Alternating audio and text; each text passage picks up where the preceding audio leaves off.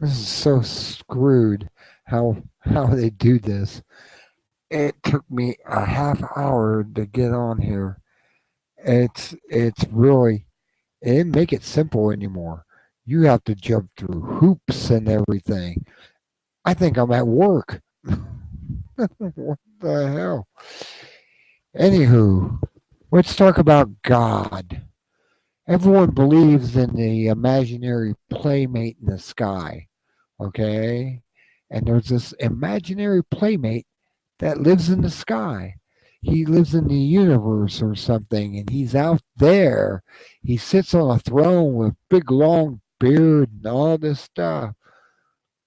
All right, let's go beyond that nonsense, that stupidity that we've been taught in Bible class and everywhere else in other religions, and just go out and say, wait, God created the universe.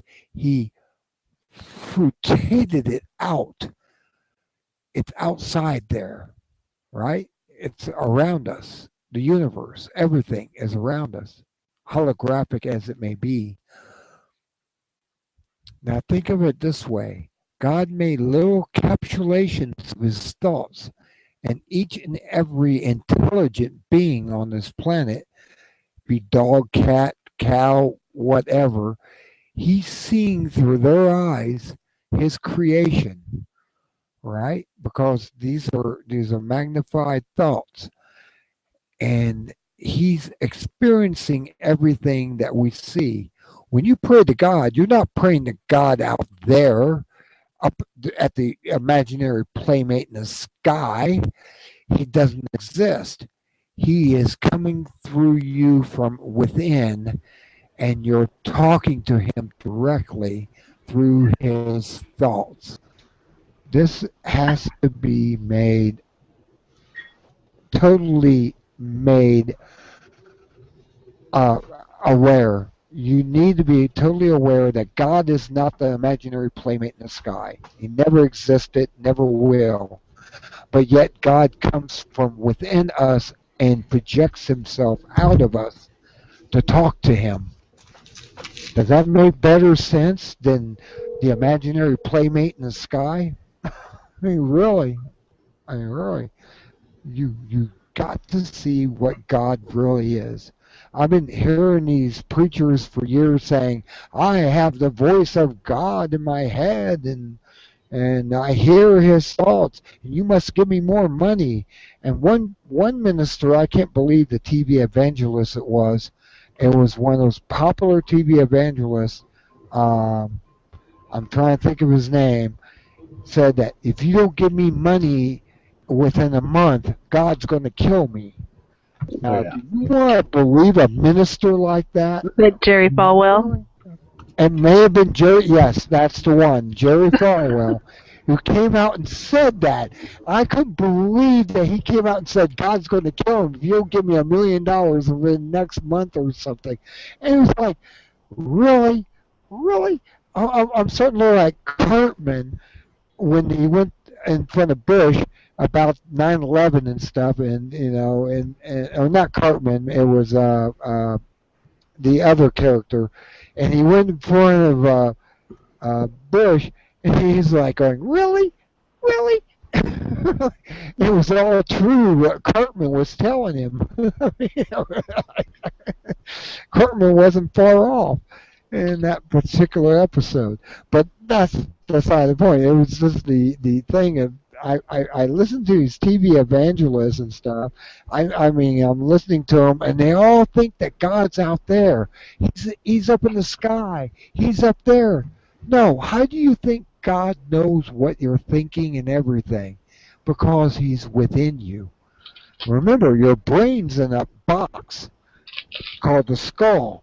It's a dark box, and the only relationship to this electromagnetic universe you're seeing and interpreting with your eyes and ears and touch and the six senses is just that.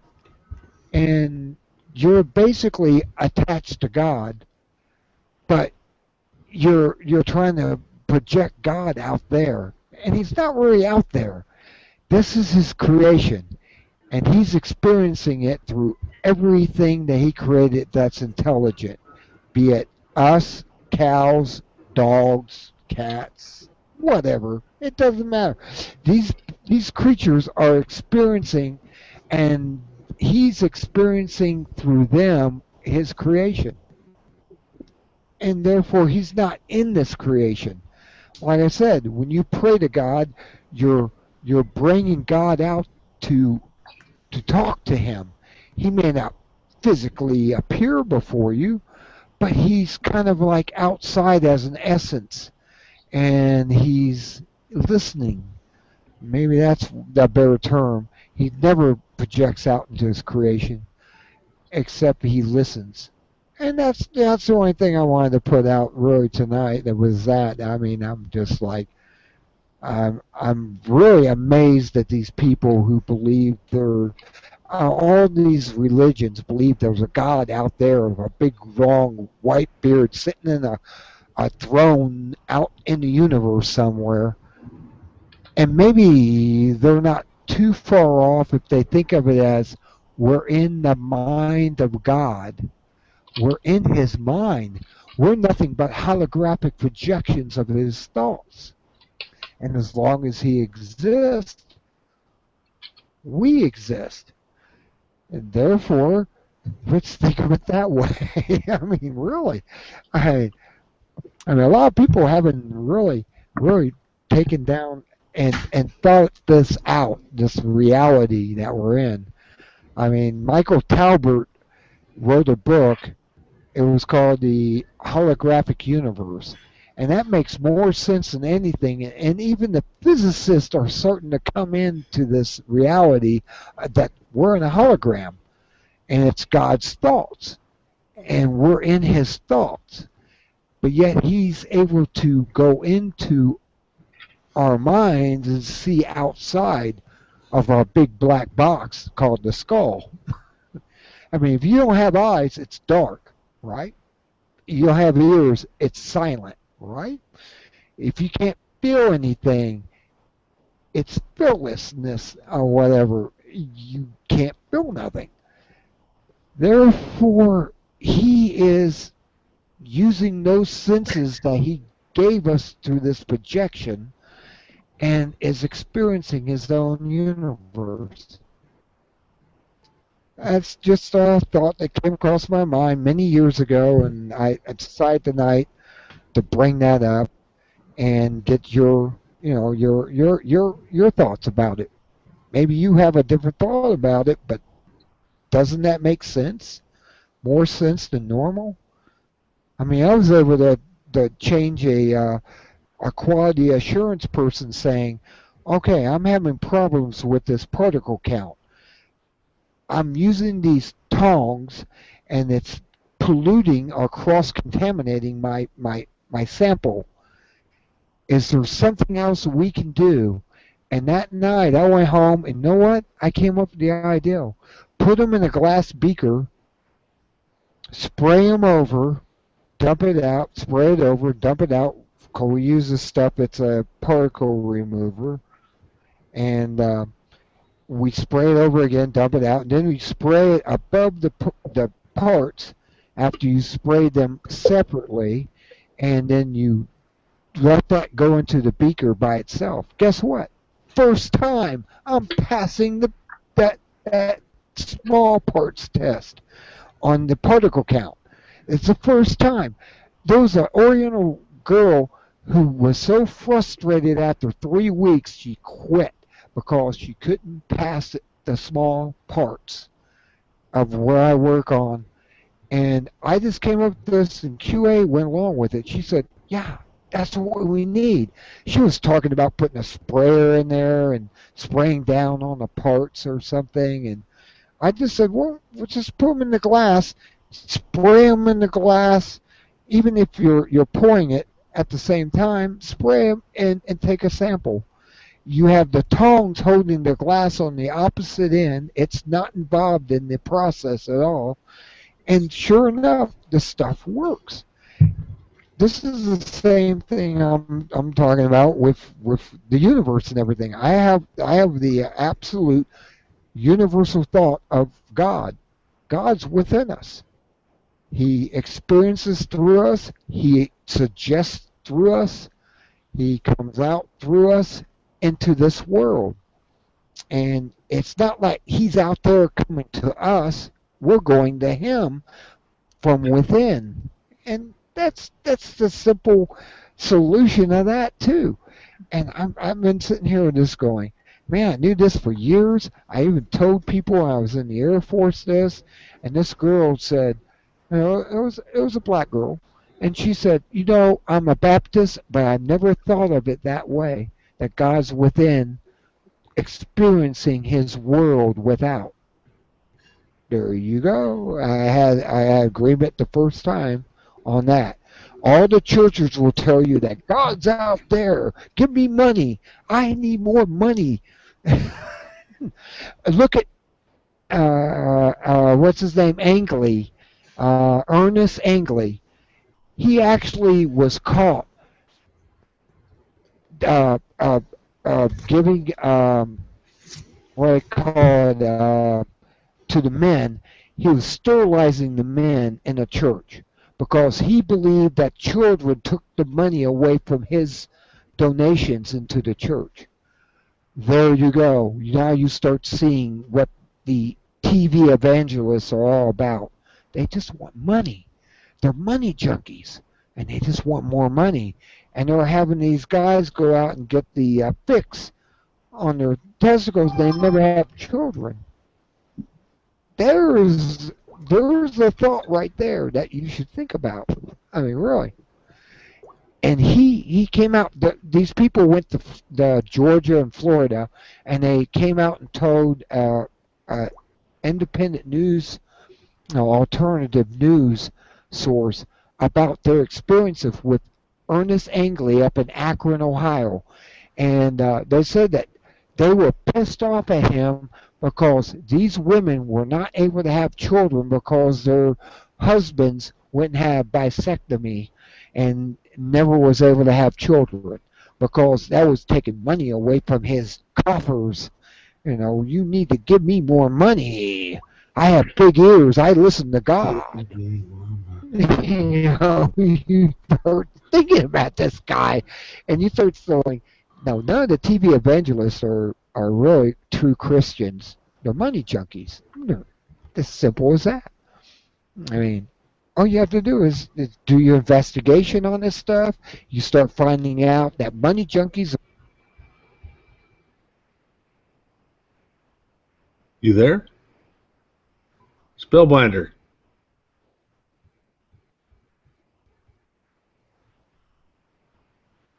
What the? Oh boy.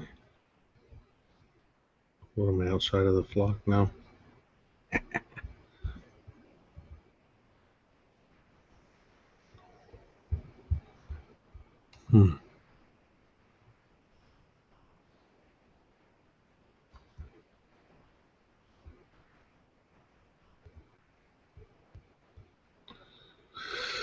I've lost feed, man. Let's try one time.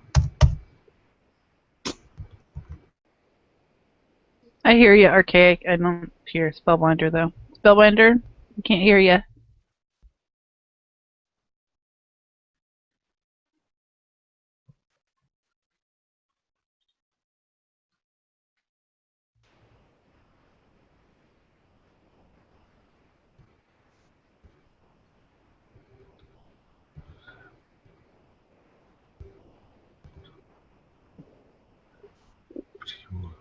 Help. I'm just trying to get on this thing, dude.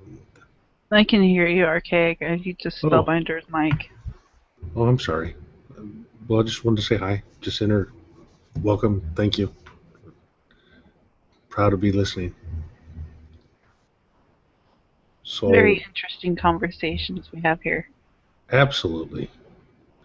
I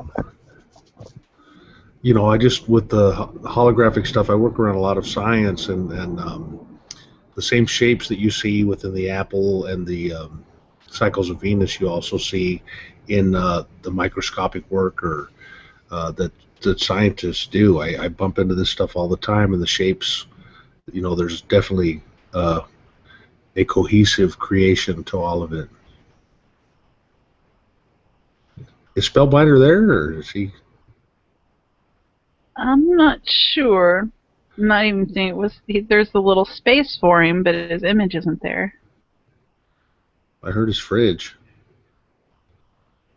So how are you? How are you guys this evening? What?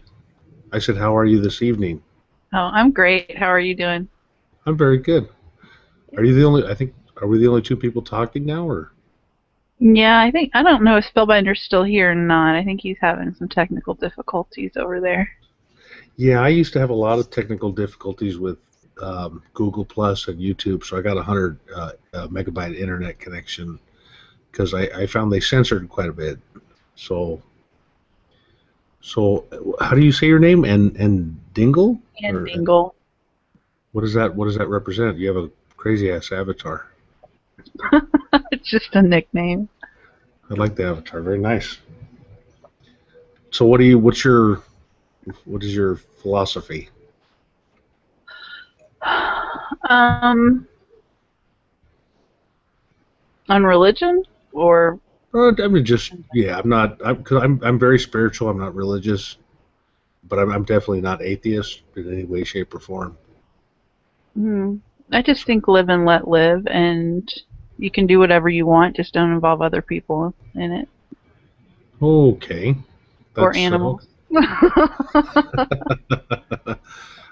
Okay, so I'm very familiar with the things around us, as far as those things that are hidden. That's kind of what I do as a study. So I mean, I get what you're saying. Spellbinder is no longer presenting, so it's just us hanging out. So how do I do this? Because I'm hoping to make some shows. Same thing as he's doing on Friday nights. Well, let's see. I fired this up a couple of times, and Hello? Oh, there I am. I'm back. There you are. I'm back. Damn, I had to play around with this stupid thing. What happened? I just suddenly went off the air. It's like someone shut me off. You off. Yeah. Well, I got off because I couldn't hear anybody. No, I was hearing you then. I think right as I told you I could hear you, you went out. So Yeah. It was just Spellbinder. Nice to meet you, sir, by the way. Oh, yes. I usually do the G. Edward Griffin newsletter, but I haven't done it in 3 weeks. It's pretty wild that I haven't done that. I usually am really religious about that in my own way as far as that's concerned. There I am. I'm back. I'm back with my Firewolf. And, okay, that's my Firewolf. Are you Spellbinder? No. Yeah, I'm Spellbinder, 00. Okay. Who am I? You know what? Did you sent me a request to come to this? No. Yeah, you must have seen something of mine, and you were part of a group or something. Oh, okay, okay. And you got pulled in from being in the group, because I actually pulled in the group and everything. There's somebody on. I'm sorry. Oh yeah, go ahead. No, I think there's somebody that has a similar name to you that is a very, very Christian, and not that I'm saying that I am. I was talking to her, as I'm more spiritual than I am religious these days. The holographic, when you started talking about holographic, I was like, it threw me off completely. I was like, wow. Well, yeah, we're in the holographic universe. Remember, God isn't out there. He's not the imaginary playmate in the sky. He is actually, when you pray to God, you're praying within, and He comes out in a way, and you're praying to Him out here in this tonal. I mean, I've come to understand that Carlos Castaneda knew what he was talking about with the Indians' way, because the Indians are basically less having an internal dialogue. Their internal dialogue's less. They don't talk to themselves in their heads. And that interferes with God, basically. The real creator, it's inside that comes out that created everything outside. Right, and then Remember, I your can. brain's in a dark place, right? Yeah, And so I wanted to and your add to. eyes, and your ears, and everything, is your sensors for His creation.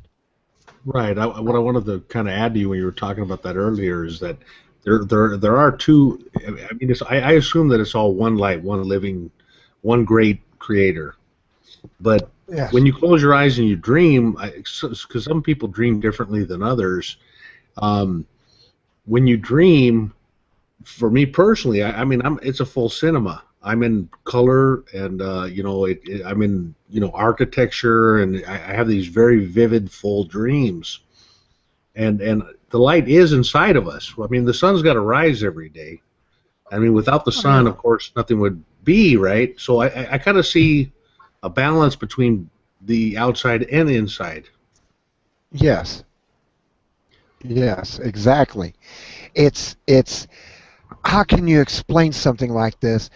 When you're dreaming, the first thing you want to do if you want to have vivid dreams is find something of yourself, your hands. See your hands in your dreams. Mm. If you can find your hands in your dreams before you go to sleep, say, I want to see my hands in my dreams.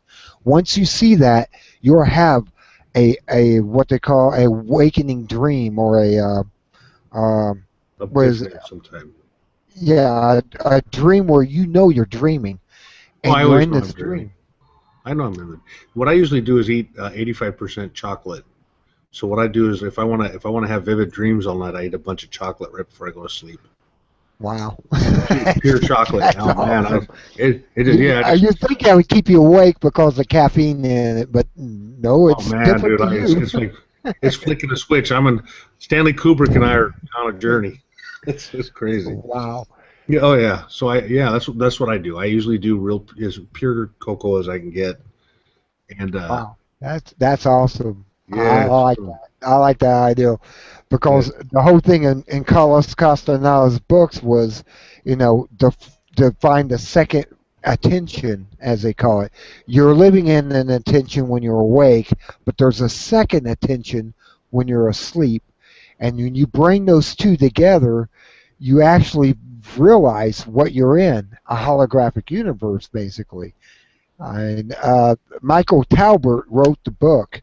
It right. was it was written back in I guess the late 70s, early 80s. He died sometime after that, but he told about this holographic universe You're that probably we're giving in, out too many secrets. and the physicists are now realizing the same thing. Mysticism and physics are coming together, and they're starting to Absolutely. realize they're the same thing. They're starting to see Right. it. Yeah, Well, it's the hidden sacred science, and exactly. yeah, and it's not for people that are will spit on it because I've been on YouTube for a long time, so I came to Google, because they kind of forced us over, and I've deleted some 500 videos. 'Cause I used to get all pissed off at these individuals that would attack me because I'd be like, read a book, and they hated that. They hated that somebody would tell them to go learn something. Go learn something. Read a Yeah, book. I yeah, love reading. yeah. It's like, I use my cell phone as a newspaper when I'm on the can. I yeah, mean, yeah. No, yeah. That's my thing is I don't sleep well. I mean, I pretty much I get sleep about 3 hours a night because that's all my head's constantly going through stuff. But um, it's amazing. I mean, like because I actually thought you were somebody else. So I was putting out this stuff. So this is a book, Morals and Dogma. Have you ever heard of this one? yes.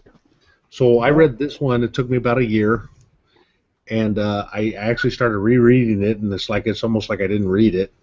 Um, but it just goes. There's just so much philosophy and stuff that's. Oh, is he gone? No, I'm But not gone. okay. I'm trying to get my image on there. Can you Well, I like see me? seeing you more than the wolf See attack. me? I'm waving my hand. Yeah, I Yeah, see you. yeah. Okay. I'm not seeing it down my icon down on the bottom of the page. That's where I'm Oh, not you're right going. there. I don't see myself. I don't see myself down You're there. looking in the mirror, but you don't see yourself. Yeah, yeah.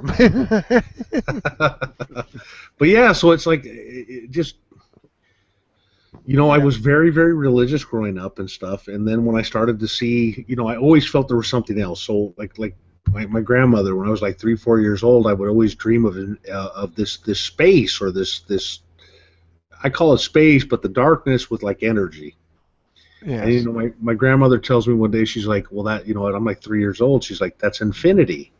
So I spent the rest of the night trying to count to the infinity. It was like the worst nightmare ever. And I kind of been trying to catch up with that. Yeah, it's just like the concept of infinity Yeah. is to an open mind could be pretty terrifying. Oh But yeah. but no, I get what you're saying. It's there's a lot to it. It's a lot to everything. Oh, there's a lot to it. Yeah.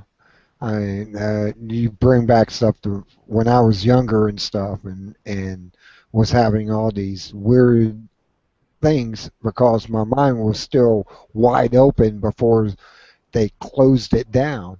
Right, It's exactly. kind of like, they're trying to say, oh, there's no ghost, there's no this, there's no that, Yeah. and that's the tonal that Don Juan was talking about in Carlos Castaneda's book.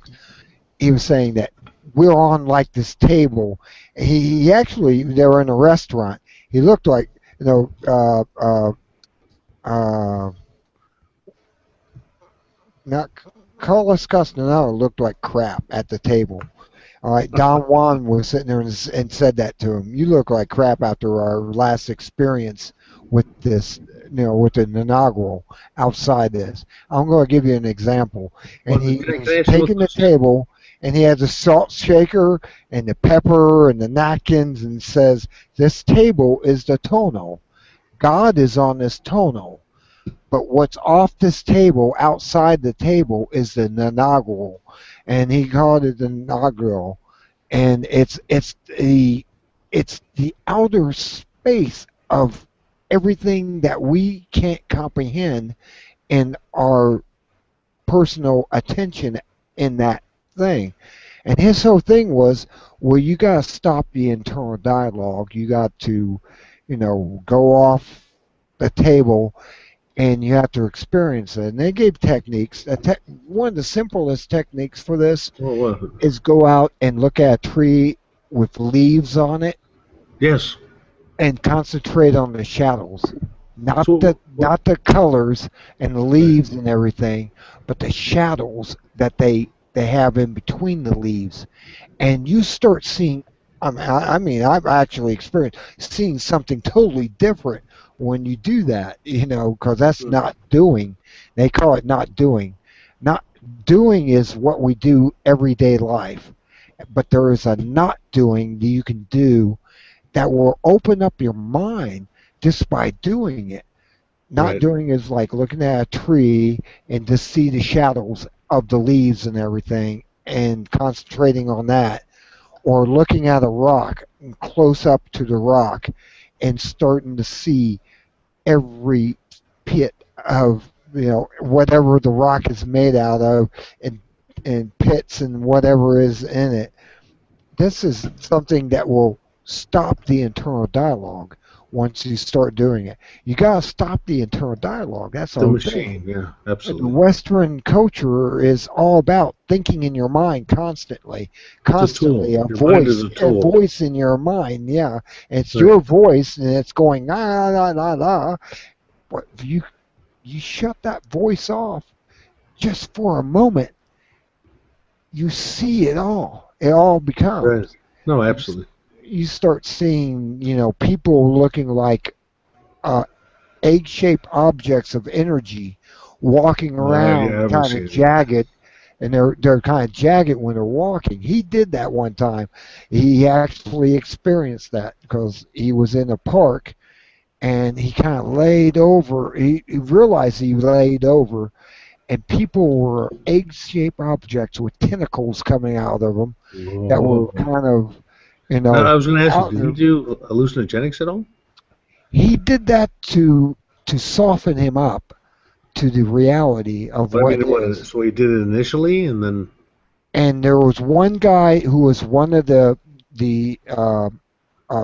I don't want to call them sorcerers. They're not sorcerers. They were seers, and he never did any of that. He was a natural. He was naturally. It was oh, if I can think of his name, it was one of the followers of Don Gennaro, and he was able to naturally do this, and he was real powerful in dreaming and stuff because Gennaro wanted him to be a dreamer as he was. I right, mean, you talk about a dreamer who can lay down someplace and project himself into this reality and do right, fantastic feats.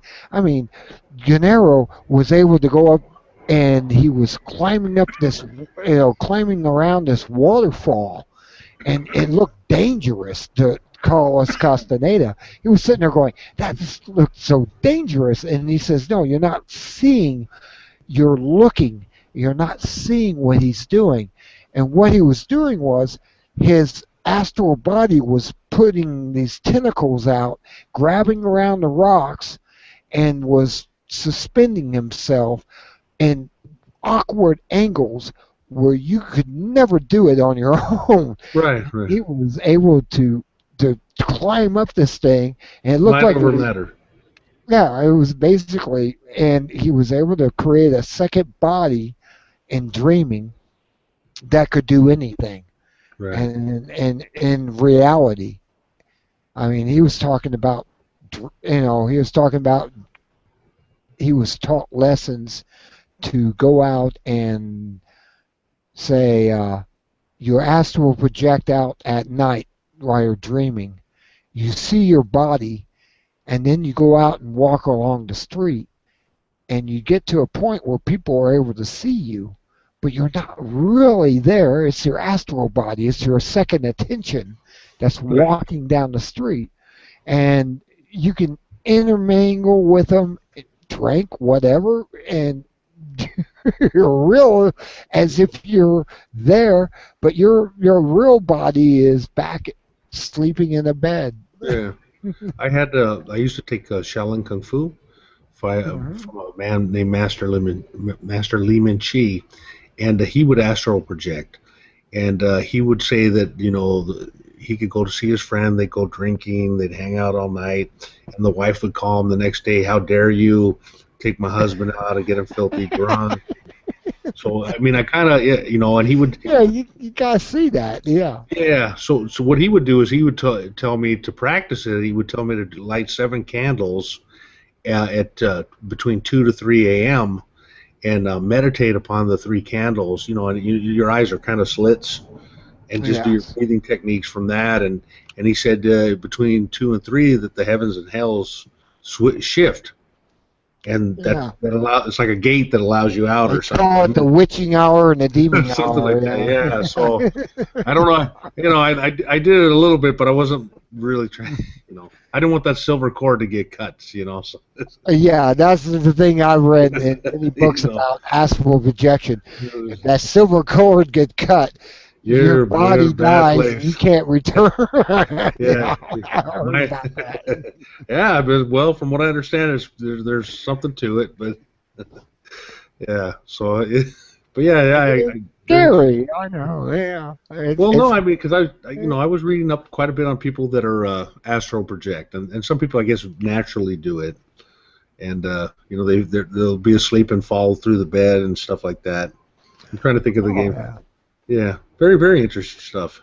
Yeah. I used to do something. I took it to work, and this is based on a guy who was into physics in a way, and he said, that lighter than feather theory, it works. It really does.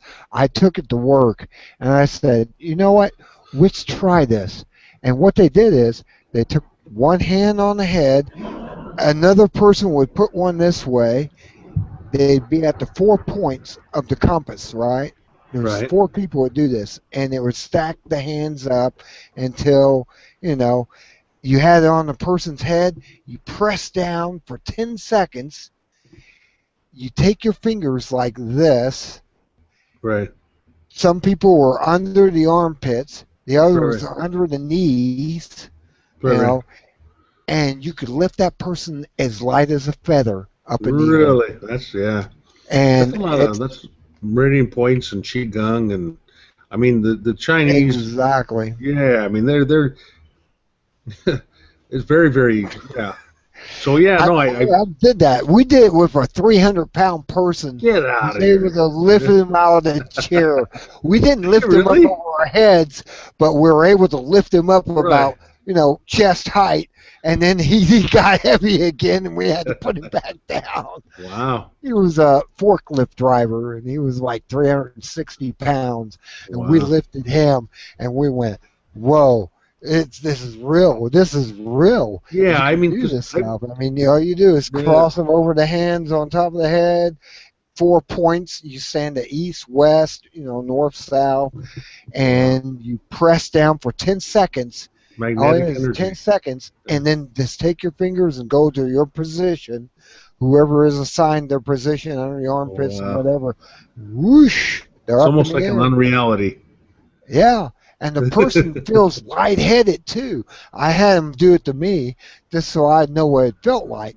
And they lifted me up over their head, and Wow. I was like, 160 pounds. They just lifted me up like a feather, and I felt lightheaded, and it was a weird feeling of that because you press down on their head for 10 seconds, Yeah. 4 people. And they go to the designated places, and up they So go. they're concentrating the chi on one point. Exactly. You're They're energy neutralizing onto that. what naturally keeps you apparently Grounded. planted on the earth from Yeah. the top of your head. Right. The top of the head, the flames coming up. You shut that off, and they become gravityless. I mean, that's the way I Wow. understand it through maybe Hinduism and stuff, because Huh. they talk about the chakra is the Yeah. brain chakra is the 7th one. You have the 6th one here at the between the eyes and so on and so forth down the spine and everything, and yeah. Absolutely. Yeah, very, very. My kids are coming home shortly. I just wanted to say I appreciate the invite. Thank Uh, you. Very nice to meet all of you. And I've been getting all your invites. I thought you were another person, but I'll definitely come back. I Oh was yeah, looking- you see 00 on Spellbinder. It's me. Yeah, and I think his spell maybe he's just slightly different from you. Same guy, just hardcore Christian. And I was. Yeah, I know. He believes in the imaginary Have you ever plane. talked to him, or? I But- never talked to him, but I know these people who believe in the imaginary playmate in the sky. I got that from an atheist, actually. Yeah, That's weird. yeah, and you have to. And, And the atheist guy, Mike Rivero on whatreallyhappened.com. Whatreallyhappened.com. Go to his site. He's an atheist, and he Yeah. doesn't believe there's a God out there, but I've never called him up and said, have you ever thought about God within coming out? Seeing through your eyes. Yeah, and No, that's I what I was never- saying is you're I talking about never- the sacred science. Yeah. And the sacred science is real, and I came from a Christian background. Ended So up did I. Yeah. yeah, it got scary. I became a Jehovah's Witness for a little while, and Oh, that's scary. it was really scary. You're like, how come you keep making me read the same sentence, but I never get to read the paragraph? Oh, I'll tell you a secret about this. When I was in Las Vegas, we used to have the not the 7-day Advents. It was the Jehovah's Witnesses Yeah, and what was the other one? It was probably 7-day Adventists, no, or Mormons. Mormons. Yeah, that was what it was. It was the Mormons and them, and all you had to do is, if they said they were 7-day Adventists, you say you're Mormon, and then the other way around, if there's Mormons coming to your door, you say you're a 7-day Adventist. They go away. They just leave you alone. Well, I'll tell you, I became pretty good at defining the reality of what some of the scripture actually means through astronomy and stuff. Oh, And, yeah. I'm And so an yeah. amateur astronomer. I have Oh, a are you? telescope. Well, yeah. So Yeah. I see Venus in a lot of everything that I look at, All and right. I will tell you these. I've had women run. You got the devil in you, and they just start. They start running. I'll be like, come back. I want to share with you. Really? Yeah, like the last 3 people I've met with the Jehovah's Witnesses, they just run like screaming, like I'm like the devil or something. So it's pretty funny. Oh, But it's pretty wild. what I wanted to say though is there's still hidden knowledge in all works, and I think Hinduism probably has a lot of sacred knowledge that's not dogmatic. You know Oh, that no, you know it's what I'm not saying. So dogmatic. They're basically saying that Buddha became Buddha because like the God came through him, but I and mean the he essence of became Brahma. Buddha. and, The essence of Brahma, it really holds true to physics, and I think they're only starting to prove the dark matter energy, which is the yes, very essence of what they say Brahma is. yes. So I think I like I said, I'm spiritual. I'm not religious in any way, shape, or form, but I'm not counting out that I might meet a bearded dude someday. I'm not counting it out. Yeah. Yeah, I mean, it might be nice. You seen the aliens? They might want to make it. If they come visit me or something, they want to Oh make yeah. it. I mean, I kind of agree with Zachariah Stitchin's books, Right, the right. 12th Planet and everything, Yeah, because they had to have somebody to mine the gold, and their people said, no, we're not going to do it. The lesser, the under yeah, people of the right. kingdom, and they said, well, okay, we got Naki, and Yeah. Naki and his assistant, I can't remember her name. It's like Isis maybe. No, I Uh, know. I know. and she and him genetically engineered through their genes into the apes and brought us, and here we are halfway between one Yeah. and the other. So a good friend of mine, her name is Inky Productions 35. She's Inky. on Inky. Yeah, oh, right, and she does a whole thing. I mean, she actually reads, writes, and speaks it, and nobody else does.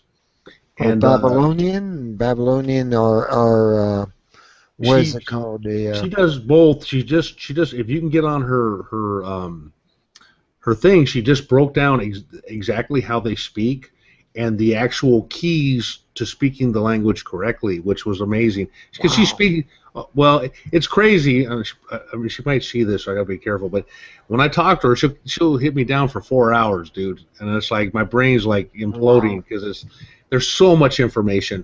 But I think you would really like her because she deals in all this, and Well, she I made like a I like the guy from South Africa who lived down there and said he found these like ruins of walls that are about maybe 3 inches above the ground, and they went in there and the GPSs would go haywire. It'd say uh, you're 25 miles to the west, you're uh, 100 miles to the east, and yeah, depending on what circle you yeah. went into.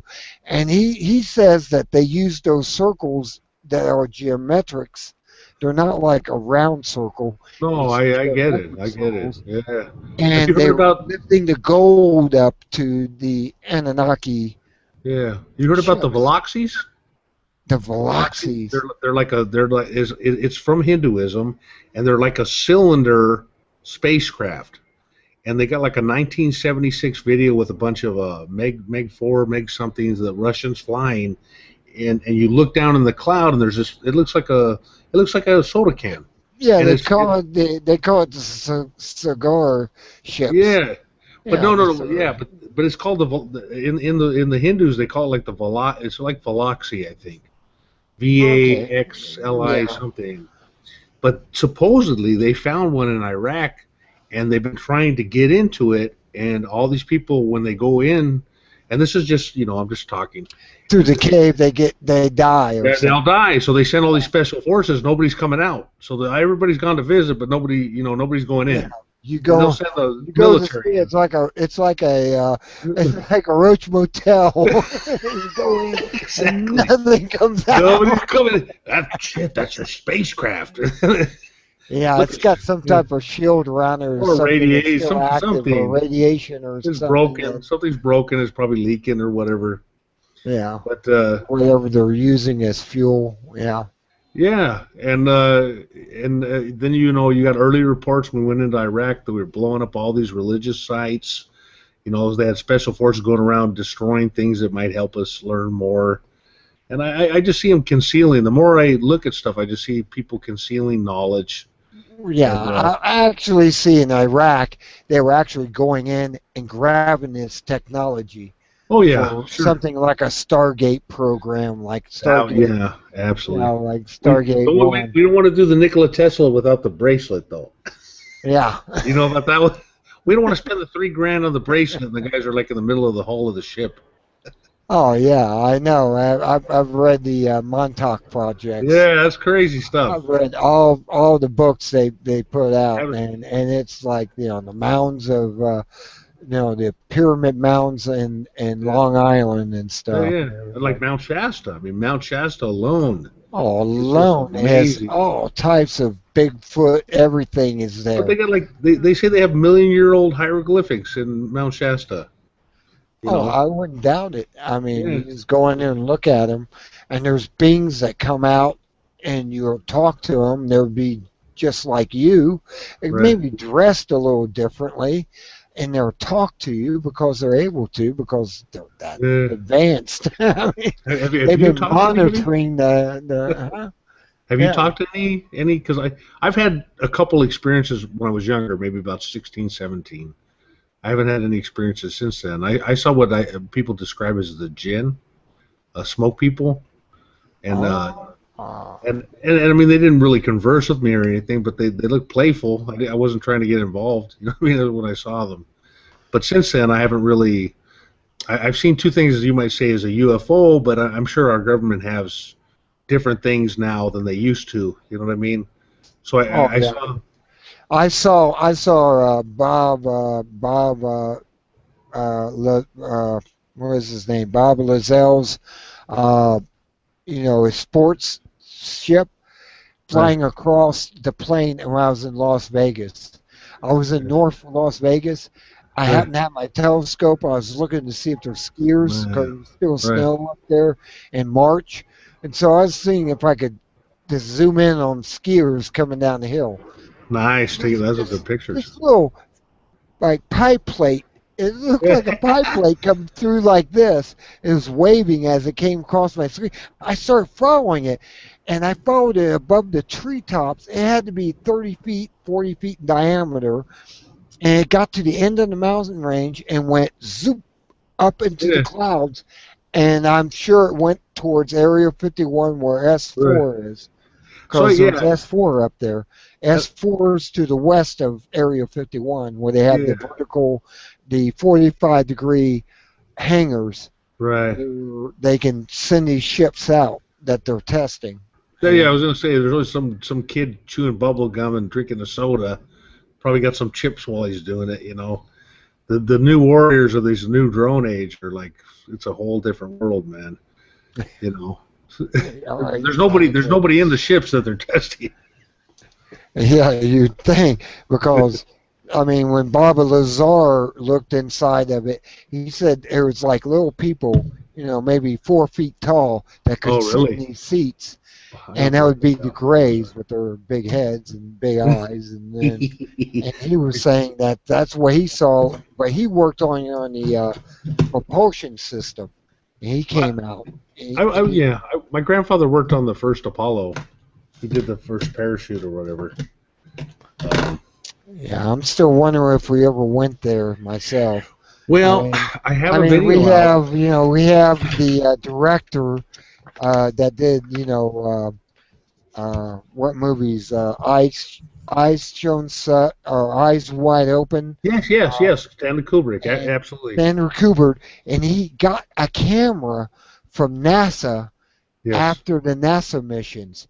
Why did he get that camera unless he was staging this stuff like he did in 2001, where they had the monkeys out there and you Right. saw the background? It looked like it went on forever. That was on a stage, and he was able to come up with the stage where you couldn't see the horizon except for the top of the hill where these monkeys were standing. You can follow something. Or some people went out and said, look, in the Apollo missions, the first one, I don't know about the second and third and the rest of them, you could see the same effect that Kubrick used in that to make it look like it was far out there. No, absolutely. What did you say the guy's name was? Bob Lazar? Bob Lazar, yeah. How do you spell the first name? Bobala? Bob, B-O-B. Just Bob Lazar. Okay. Bob Lazar. Yeah, So- just bring up Bob Lazar, Okay. and you'll get all his videos, everything on YouTube. Yeah, I'll check it out. It's So I was just- going to say, I listened to the Red Ice Radio, and they did a whole thing with that guy that was talking about Stanley Kubrick. So when I got off of there, all I did was Google it, and I Googled, moon landings, and I Googled Stanley Kubrick's movies. And what you'll find, and what I put in this video, is that they slide in between each other, and that there is no conflict between his movies and his time off and the moon landings. So they absolutely slide into each other perfectly. Now and we may have wonder. Yeah. well, then they talk about the radiation belt and how a man can't survive. Yeah, exactly. The Van Allen belt. The Van Allen belt. Yeah. And I Van started Allen to- came out with that and said they had to go out through the North Pole if they were going to go out. They had to All actually sorts of go goodies. up and over the Right. Van Allen belt. And It's they been a didn't pleasure. do that.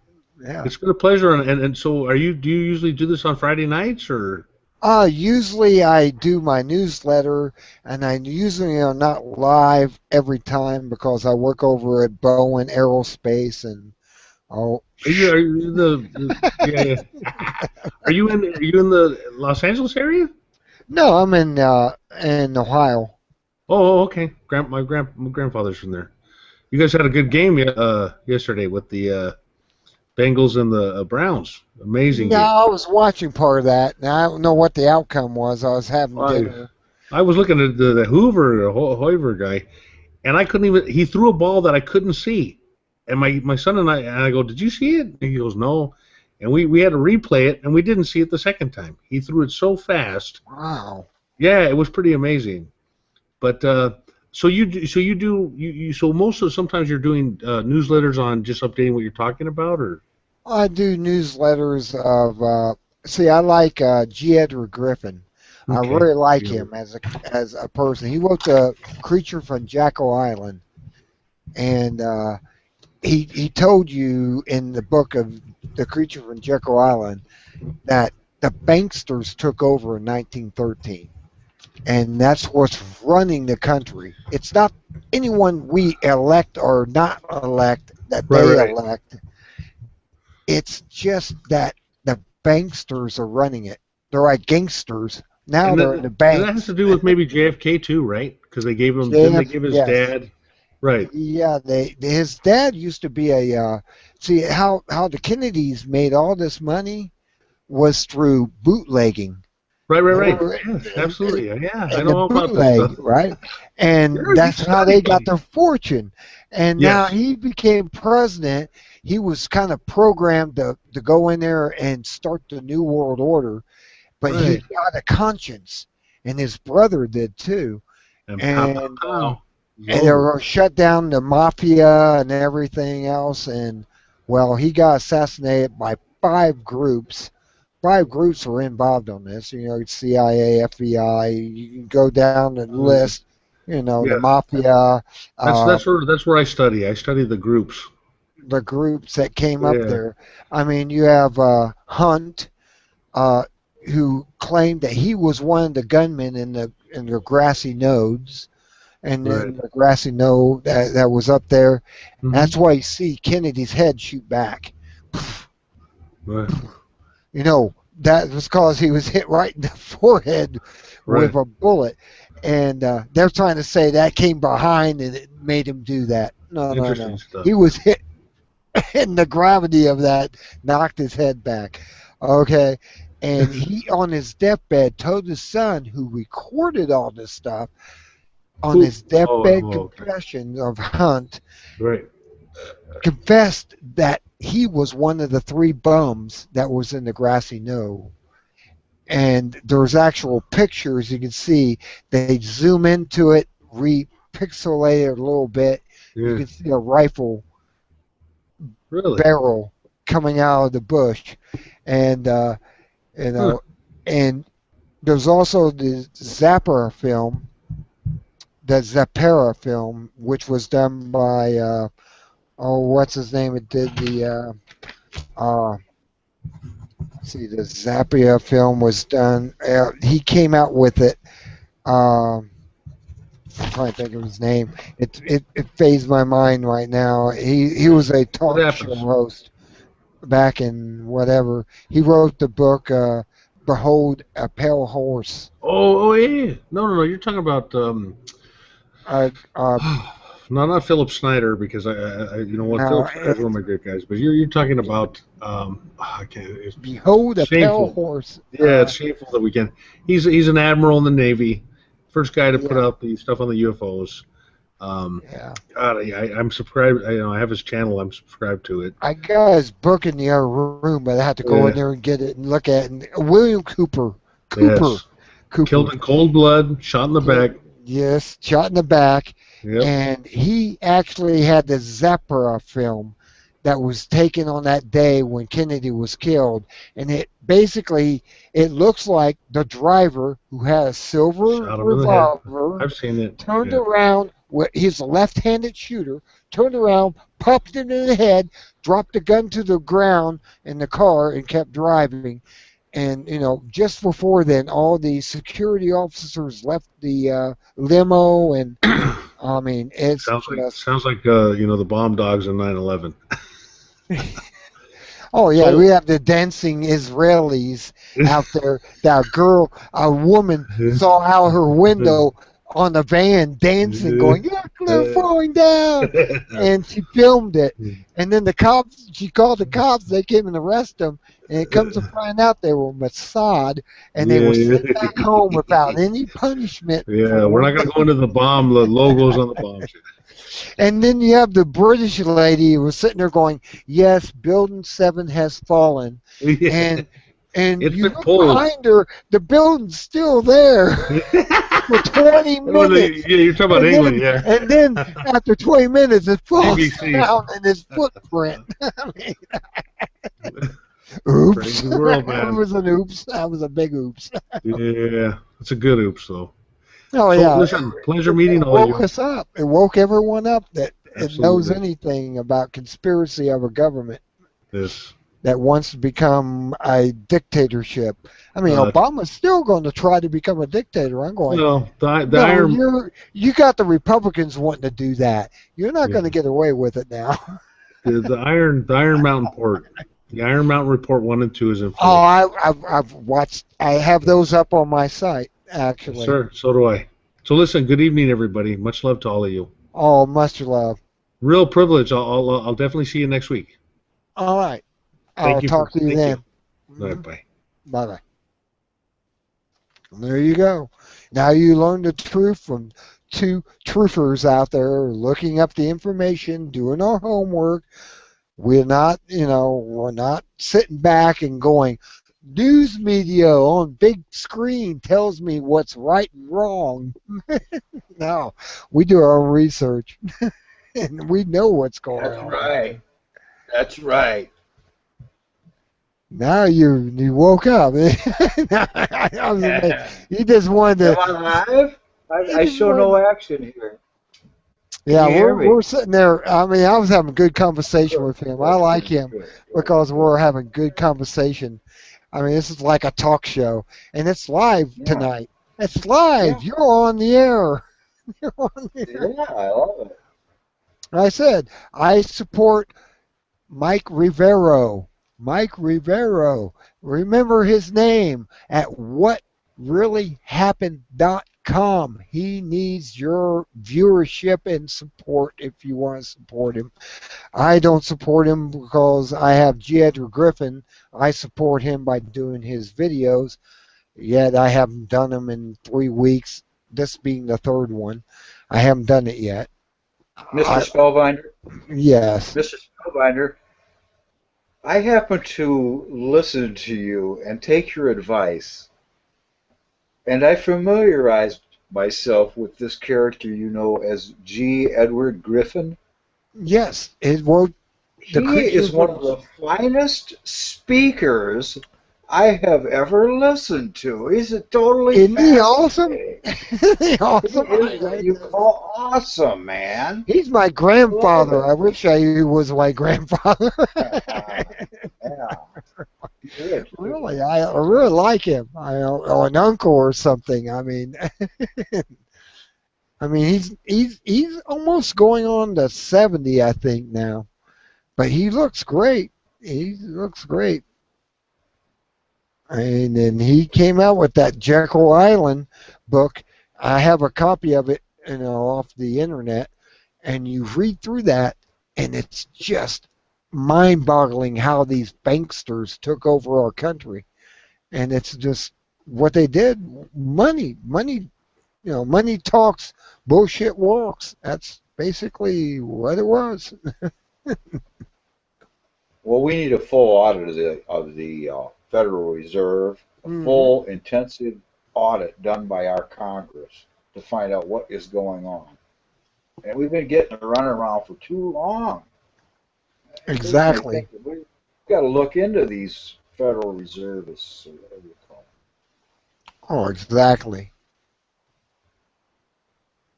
Exactly. We've had too much bankster activities, buying up corporations, buying up everything, and there's no more mom and pop almost out there. It's all corporations. You got to buy your beef from the beef corporation. You got to buy your vegetables from the vegetable corporation, and so on and so forth. And it's like, no, that don't work. Now, there was a reason we had farmers everywhere when we had the what was it, the brain degeneration thing happening with the deers and cows, mad cow disease, I guess it is.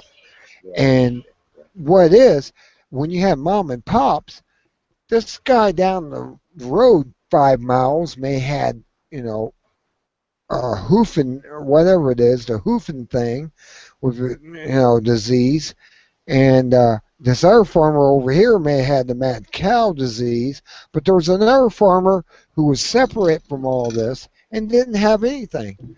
And that's what I'm trying to stress across. We can't have everything centralized, because if one cattle or something gets infected, it's going to affect the entire corporation cattle.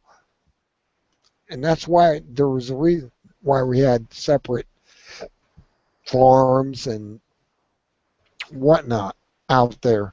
Because if we didn't have these separate farms and stuff, we're getting what we're getting. I mean, right now we're getting all types of stuff. You notice that mad cow disease kind of went out of the way, and they're not reporting on it. Remember, they found out what caused it, and they said that we can't feed the animals, other ground up animals, and turn them into cannibals, because exactly. Just like that disease in what country was that? A South American country, or the Kuru disease, and they were cannibals, and they were transferring the disease from generation to generation.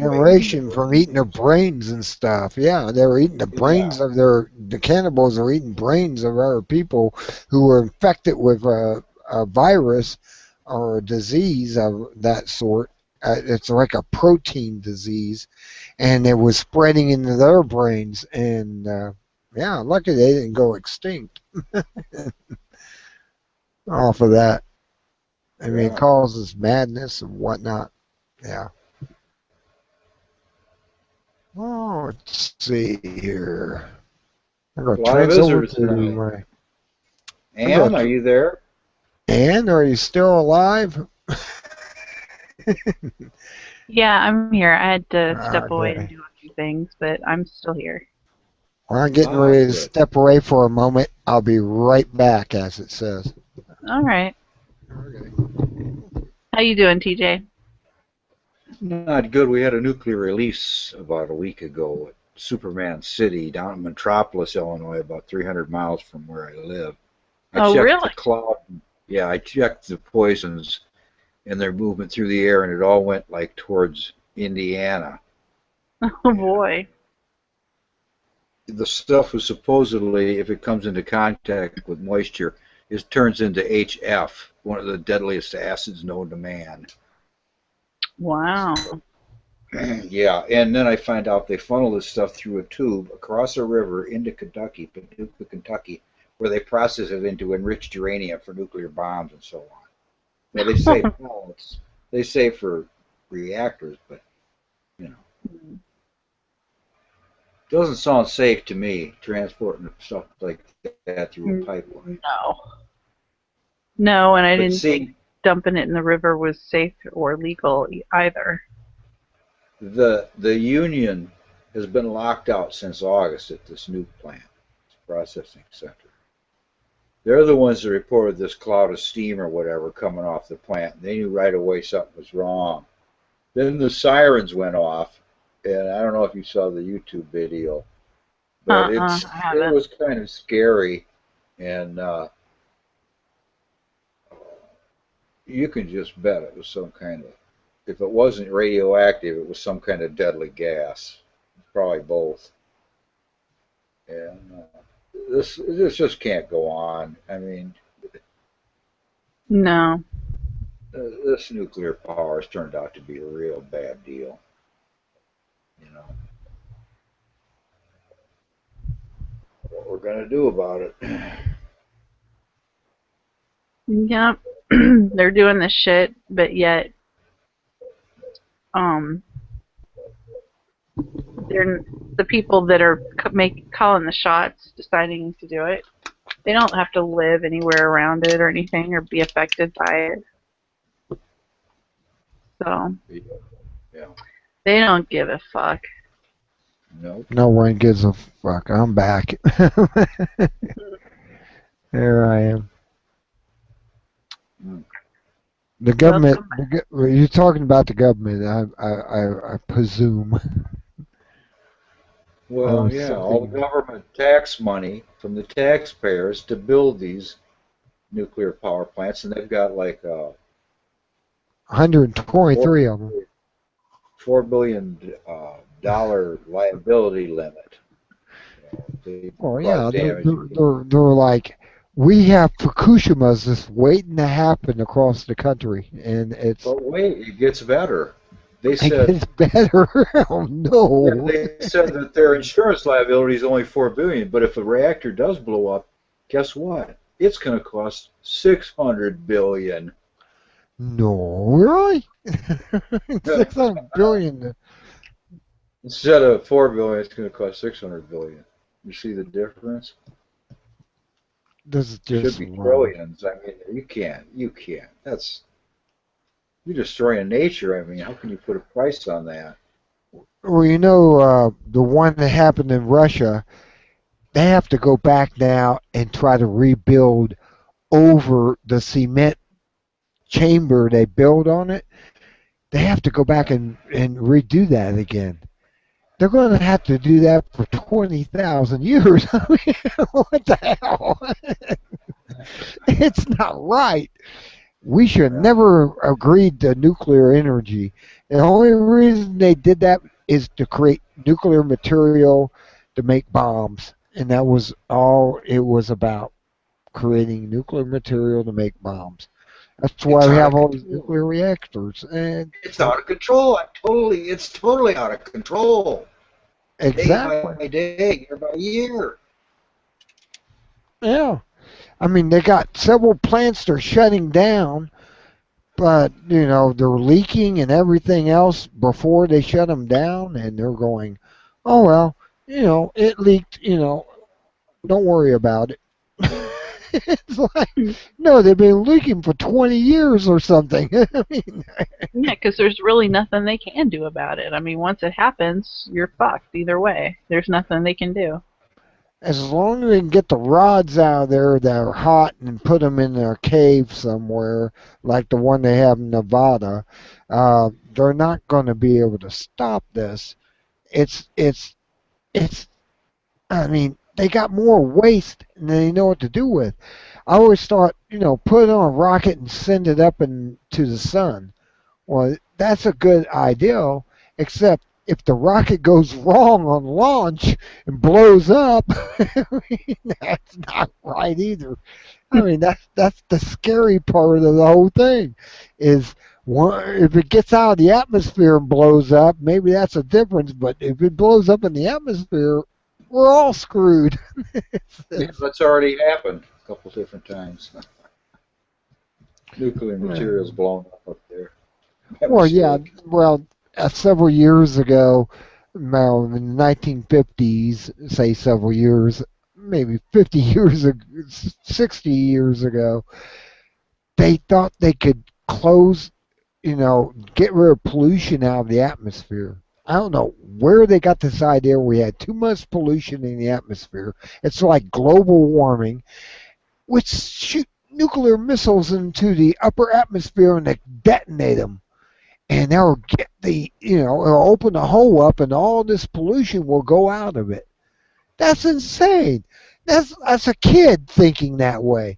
These people don't have the intelligence of a retard. I mean, really. I mean, they don't. Some retards are probably more intelligent than they are. And then they are, yes, exactly. And they're thinking because they thought in the 50s if they blow holes in the atmosphere with nuclear weapons, the pollution would just blow out into space. Yeah.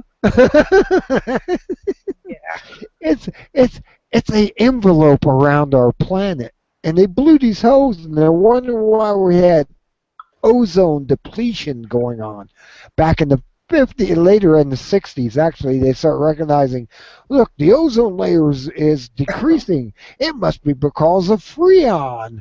So they got rid of Freon in one level, and then they created a new Freon that does twice the damage. Go figure, money junkies at work. I'm telling you, it's insanity. I work on the ICBM program, and we're going to go until 2031 or something like that with this program of keeping these missiles ready to shoot off at any moment, and they're obsolete. I'm working for government welfare. That's what I'm looking at. These missiles are ineffective. China and Russia have missiles that can do whoop-de-doos. They can guide them like cruise missiles and hit their target no matter what. This is the scariest thing I've ever come across. But our government does have superior missiles, but this is a backup. I'm sitting back going. You know what? It could be if these space rocks are going to come in, is it possible to knock a space rock apart with a nuclear missile? Possible. Well, that's maybe why you're useful right now, to build extra missiles for all the extra rocks. These things are programmed to go just out of the atmosphere and come back in and pick a target and come down on a target. But besides that, it's not really made. I mean, if you hit the asteroid or whatever's coming in the atmosphere just above it, it's going to shatter it all over everything. I don't know. You're right thinking that way. And you can see this. It's called the let's see what it's called, the Minuteman 3 mission on YouTube. Just put Minuteman mission simulation on YouTube, and it should come up because It's actually on YouTube, and I watched it today, and it shows how this missile goes up. It breaks itself apart, does what it does, and turns and spins the warhead go down and hit the target. It's not classified. It's I'm amazed. There's some people who are writing down the web address so they can go watch it, and I said, don't have to do that. Just go into search on YouTube and put in there Minuteman 3, you know, simulated launch, and it should come up. You should get that. Wait a minute, wait a minute. This isn't a nuclear weapon, is it? Oh yes, it's a nuclear No, warhead. no, no. It's conventional. It's conventional weaponry. I don't know. I'm not sure you know what you're talking about. Oh, I do because I worked there. It's a nuclear device. Oh Yeah, they showed the man. simulation of it. Oh, They give you a good simulation of Lord. it shooting up out of the silo. It goes up into the upper atmosphere in space, goes along, and what I work on guides it, and it comes back down. No, no, no, no, It's on YouTube. I swear to you, I watched it today, and they showed it, and it was on YouTube. It was part of the presentation, and it goes no. up, it breaks off, and does its stages, and what we work on guides it, and it goes over and drops the bomb in the right place where it needs to come straight down onto a target within 3 feet. That's how accurate it is. 3 feet of its target, and goes. Yeah, it's on there. Like I said, just go to Google and look up Minuteman 3. It's under a Minuteman 3 simulation, and you'll come up on your your thing. I'm going to do it right now because they told me that you can go watch that. You can actually watch that on Minuteman. You know, you can watch that on YouTube. You could do a screen share on YouTube, on Google. Oh, I could do that. It's just amazing what I'm working with. We're the deterrent. What it is, our system is a deterrent to the third world countries, not to the second and the first, but to the third world countries. Look, we can make you turn into green glass. That's what it's about. It's I have to open up a new window in, I just open up Firefox. There I go. I'll go in there, I'll go to my YouTube, and then I'll put that in there. Minuteman 3. Let's see.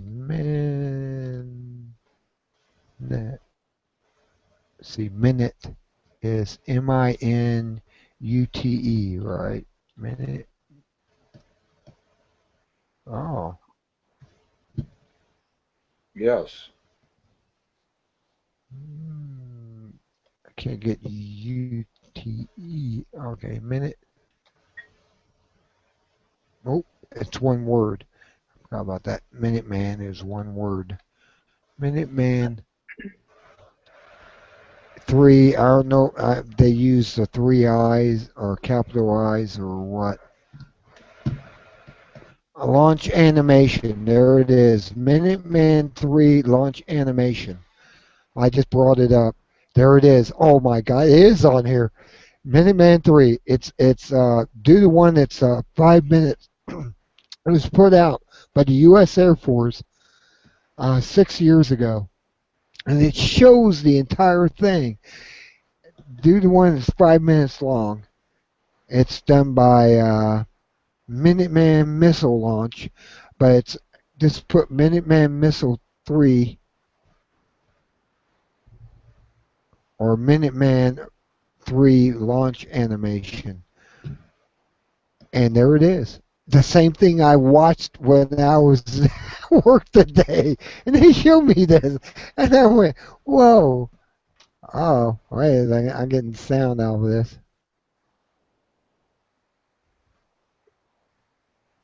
Oh, that's no, don't do that one. That's a music video. It's put out by the Air Force, though. Oh, it's by Thax. Okay, THX. Okay, I see. 341st Space Wing. Space Wing. Think of it, Space Wing. Ah, let me mute that because we didn't have any sound when we were watching it. It just showed the entire video. And it's 5 minutes. It's 5 minutes and 45 seconds long, showing a 30-minute launch to target, and it went out to the Kingman Islands, and it just came down, and there was no nuke on it. It was just a projectile. They do this every so often to make sure the system still works, and that's how that works.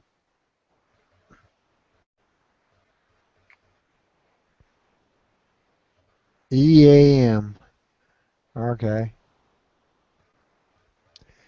Yeah, it's on YouTube. That's what blows me away. There was the guys doing the launch and down in the bunker and stuff. In Maelstrom Air Force Base, the 341st Operation Group presents Minuteman III. And they show you this thing, how it goes up, what it does, how our system works. There it goes. Oh my golly. You wouldn't imagine what you're seeing here. They show the missiles take off. Then it goes to the CGM. They show it how the bunker opens and the missile shoots out. It's an amazing thing to see this happen and see this thing go off. It makes a little smoke ring when it first takes off, when the flames are shooting up and Yeah, everything. I see that. I see that. Yeah, I just saw it shoot out of there. It's a kind of an orange, metallic looking orange thing. Maybe it's just so hot there in the end. I don't know. Well, it's a It is missile. cool. It's solid fuel. That's a solid fuel missile. T minus 45 seconds is where I'm at. And then Yeah, it me shows too. it blow off the first level, and then it's going to go up further in the space. It'll blow up the second one, and that'll be at T minus 75 or something like that. It comes off T minus 78, Yeah, there it and goes. then the cover comes off because it's in space. The nose Now cone. that's The the nose nuclear cone. warhead on the end of it. That nice Oh, little pointy thing is the yeah. nuclear warhead on there. Then it blows off. Our system's still active in that. That's the guidance system right there where the rockets are firing and changing its trajectory. Yeah. And that's and it gets to this point where it will fire off the nuke. The nuke gets fired off. Then there's a flame that shoots out and making it spin. This is wild. This is really wild. I watched it today and I go, wow, this is what I'm working on. Destruction of the planet. There it goes. It starts spinning and makes it spin like a bullet as it comes down, and it will go right down to its target because the guidance system put it right where it needed to be. And here it comes down through the clouds. Boom! And it hits. But there would be a flash and a boo, a big mushroom cloud. It does it again. They're showing it shooting out of the bunker. They do this. They do tests on these to make sure they're going to work. I And wonder what the rating is on that nuclear device. It's like a zero point 0.1 megaton, or is it? no, it's 10 megatons.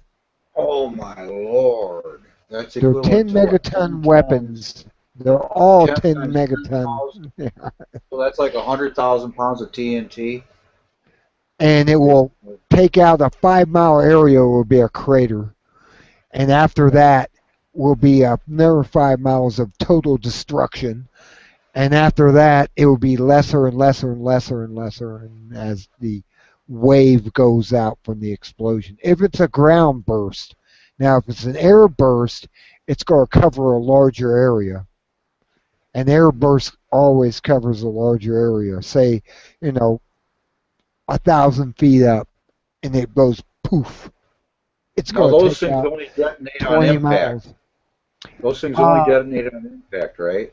Or they can just set them off with a no, quick. they can decide what they wanted to do. They can have an air burst like they did in Hiroshima. Hiroshima wasn't a ground hit. It was an air burst because they dropped it out as a bomb and they had an altimeter built into it. And when it got to 1,000 feet, it detonated and it took out 20 miles. Wow. It took out 20 miles around it. Amazing. And that's what I work on. And now you know what I'm doing. I hate it, but I love it at the same time because it's welfare. I'm getting a check to do what I do. I just get a check. I know I'm a target. I'm ground zero for the Russians You, and uh, anyone else. you got a I'm lot of ground. security clearances, man. You got a lot of security clearances. The people that work there have only a contra, contra, contra, what is it? I'm trying to think of the word. Um, I know the word. They have a confidential or whatever. They have the lowest rating before not knowing anything. Knowing everything or something. When I got in there, I had to have a secret.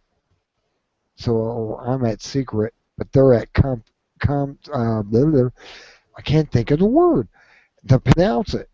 Um, conser- controversial?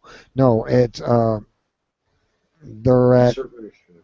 the level below secret. Let's put it that way. That's all they need to have to get in And there. in other words, Russian spies might try to contact you at some point in time and bribe you. Is that what you're saying? No, they won't even get near me. I don't trust anyone. Trust no one, as they said in X Files. Trust no Spellbinder. one. I've met two Russians recently. I've never met any other ones in my entire life. One lived near Red Square, and I said, "You have no accent, none. How can you be without an accent?" And he goes, "Well, I just decided to get rid of it." So then I asked this Russian girl. A few months later, I ran into her over at the smoke shop, and I told her about this guy. I said, "I've only met one other Russian, and he had no accent. Is that possible?" And she goes, "No, absolutely not. He must have been an agent." Yeah, the agents they teach them American. I mean, Yeah. the guy was like a total, sleeper. Yeah. Yeah. I think I will put this up just because I talked about it, and it's free will on the internet. So I'm going to do this to protect myself and my job. I'm going to screen share this, and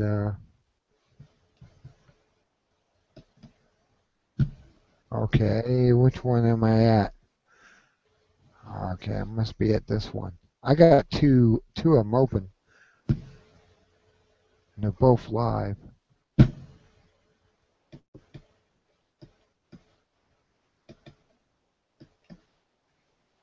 Oh, wait, start screen share. Oh, it did that to me. I figured that. Stop. I want to do a screen share on that. and I can do it this way too. There's no way I can go about it. I copied the link, and I'll just have to go to my video, go trans, Wait a minute, I could open it. I and can then screen share it. you can screen share it. Go for it. All right, all I have to do is open it.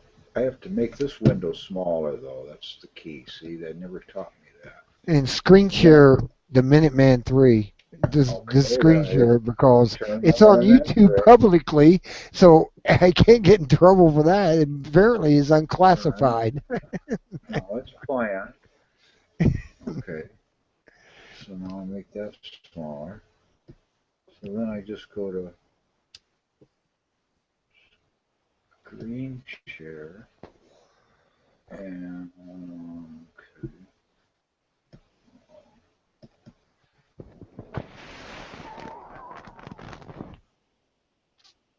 Oh, I got lost you. Are you still there? Yeah, it looks so here. Nope, We're must have clicked the wrong button. yeah, but you just go there, go to YouTube, put Minuteman 3 simulation or whatever, and you'll be able to watch it. You'll be able to watch this what I work on. It's unclassified. It wouldn't be on YouTube publicly if it wasn't. And it shows it. You know, you've seen it. It showed if you watched it. It shows the missile coming out of the silo. The door open up. It shoots the missile out. It goes up above the atmosphere. It guides it in, pops off the nuke, and the nuke goes straight down to the target because of the guidance system. It's pretty cool stuff, isn't it? Mm-hmm. We had the engineers come out and tell us all about what we work on, and they came out and told us everything. I mean, I really can't say anything about what it is or anything of what I work on.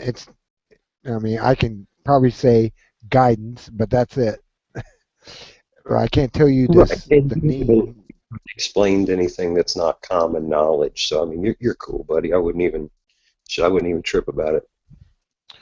I kind of trip about it because I have a secret clearance, and everyone around me has confidential. There's a word I Well, was sure, looking but I mean, we all live that life. If we already had a job in the military, we know what it's about. You know, I mean, it's you just don't talk about work when you get home too much. I mean, it's pretty for. simple. Yeah, I that's can yeah. hard to say. I worked on Hawk missiles with the anti-aircraft missile battalion, and I can tell you the missiles that we shot we could drive at an airplane and take them down. Yeah. But that's all I can say.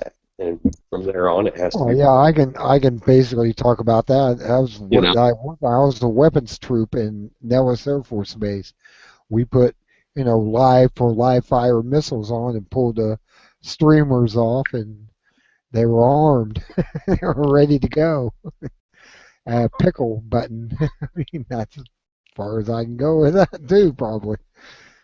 Uh, right. But I think that's far enough that anybody that wanted to know what we did or what our personal job was, I think that's more than enough explanation that anybody needs.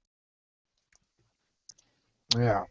I just showed, or I gave them, link to go to YouTube and watch the Minuteman 3.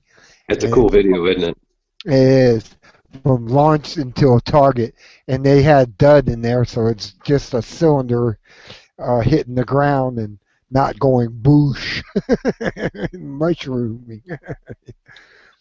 That's cool. And they showed us when I went to the course, everyone had to go and see this and have the engineers explain everything, the components and everything that's involved in it, and that's classified, I guess, as everything, the components and everything. it's involved in it.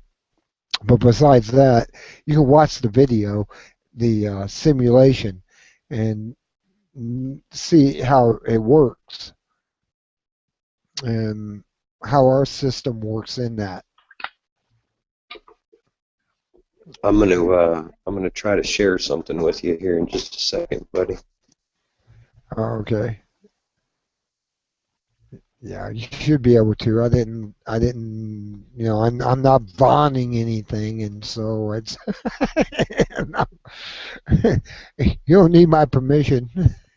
As long as it's not something that will get me flagged. No.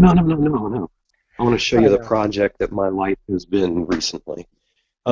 This is our bedroom, and I'm standing in what a couple days ago is the corner of our bedroom. We have everything kind of cramped to one side right now because I decided to make the bedroom about 3.5 foot bigger, and we took out 2 closets and a staircase up to the attic.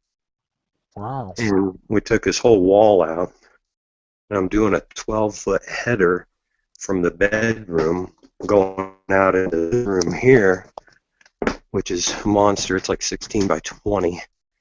Wow, And, you're able to link you're able to link your iPod or whatever into Yeah, I'm on my phone. I'm just on my phone. But those 4 French doors, just like that, are going to go in the opening into the bedroom. Wow. So Dude, that's some my awesome work. Yeah, you're doing- full-time project. But the rest of this wall comes out tomorrow, and the new header goes in. It'll be a 32-inch tall by 12-foot header. Wow.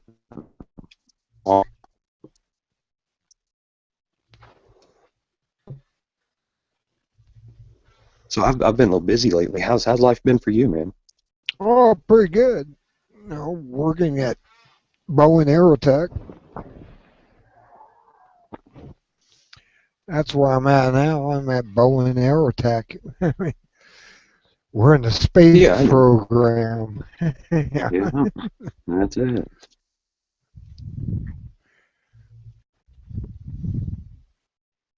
Yeah, and it's been going pretty good. You know, we have to put up with QA and everything, and they're making work stoppage all the time to make a name for themselves. Oh God, the QA is just a trip. They're horse racing us.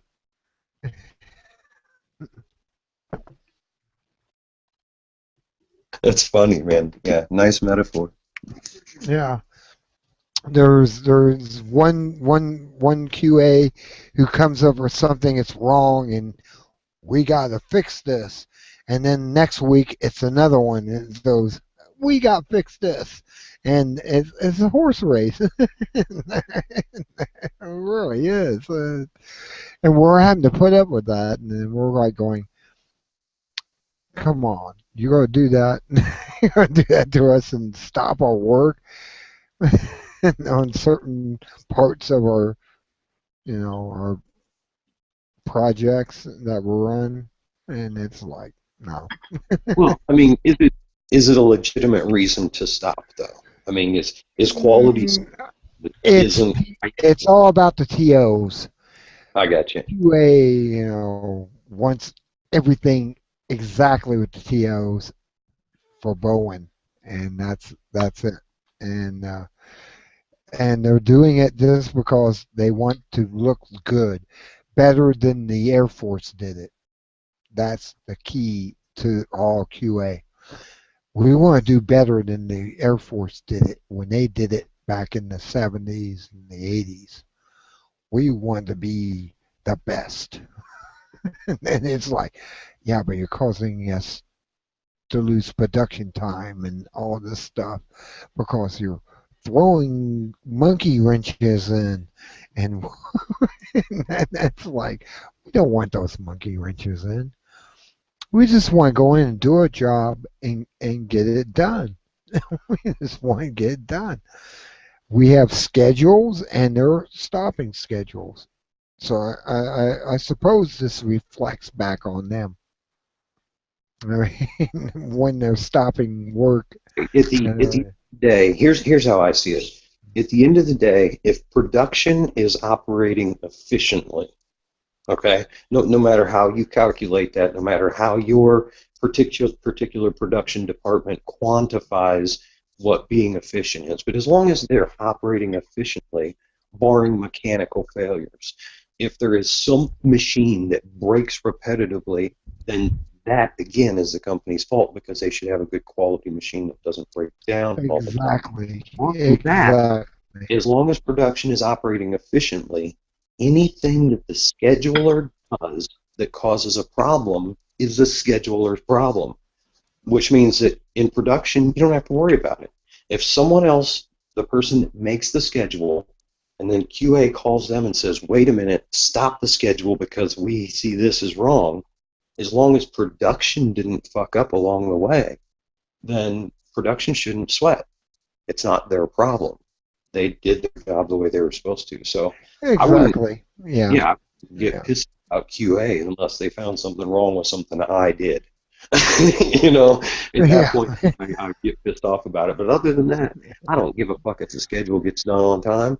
I didn't make it, and I didn't make the promise to get it done on time. Yeah. It affects your job personally, and you have no work, and they're sitting there going, I have no work because you stopped this, and now what am I supposed to do? I mean, I'm like, you know, minor stuff. I mean, say there's this wrench that isn't spec'd with the drawing of the TO, and they're stopping it, though the wrench does the job and makes it work, they're stopping it. And that's why I'm under right now. I had to clock out early a half hour because I had nothing to do because they stopped this with this wrench that does a certain function of removing, a cup, and well, they're saying, well, and it's basically like an what a oil filter remover, and it's stopping my work, and I have no work, and therefore, what am I supposed to do? I have, they're stopping everything down the line, doing that down the line, and it's like we have a schedule. We're supposed to have to our customer, which is the Air Force, we have to have so many of these things done and gone through, but yet we're not able to do it now because they stopped production. So I guess it's on them, but I have no work. Well, here's what my deal was in production, and I've worked plenty of production jobs, man. When I'm on the floor, on the line, whatever you call it in your production, Yeah. if something fails down the line before my job, before I can complete my job, that is not my responsibility. But I'll be nice enough to grab a broom, or I'll grab a dust rag. I will do something else that could probably use being done. Well, But yeah. yeah, I wouldn't. I mean, fuck their schedule, They were, Jason. Don't worry yeah, about their schedule. yeah, yeah. That's true. I mean, they stuck me on a learning program in another department, saying bleed out, and they're going to put me in bleed out until this is all solved. And I can't exactly explain what bleed out is, but they'll put me on that. But it's like being trained for an air job, and yeah, you're right. It goes down the line. No. And here you can look at that as beneficial to you too, because if you learn to do every job there, you make yourself nearly irreplaceable. So, yeah, if there's downtime, learn to do something different.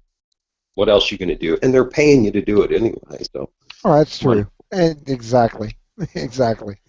And I have to go along with it. But it's We call like that we call I'm that still resume building. I mean building. Yeah. I mean, I was building something.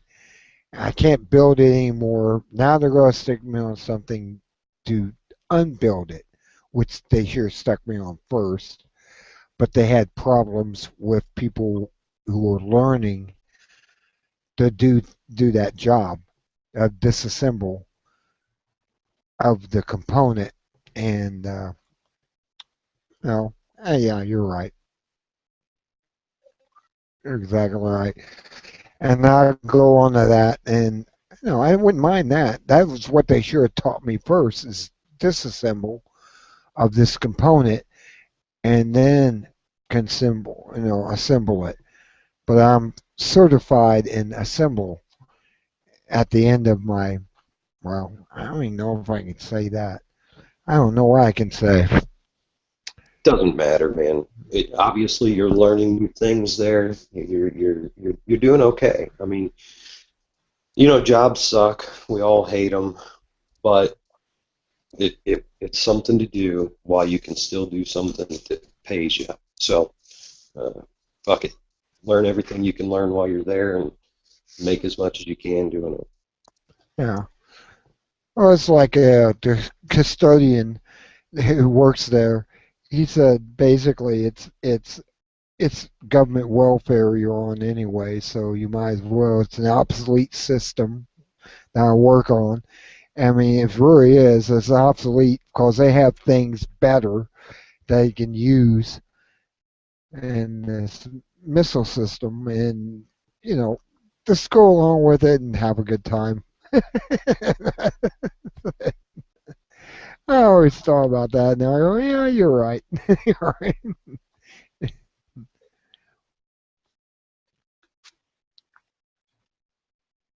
Yeah. I mean, that's what it is. It's like government welfare in a way because we're working on something that, well, they want it, the Air Force does, and well, I'll do it. I'll do it and get paid for it. Hey, look, man. And every day is a trip going to work. So it's I have great. I have I have nothing but respect for someone that will get up and go to work to get their money. I don't care if it's government subsidized. I don't care if it's a welfare. I don't care what it is. As long as you get up and go do a job for 8 hours a day, I don't mind people taking my money.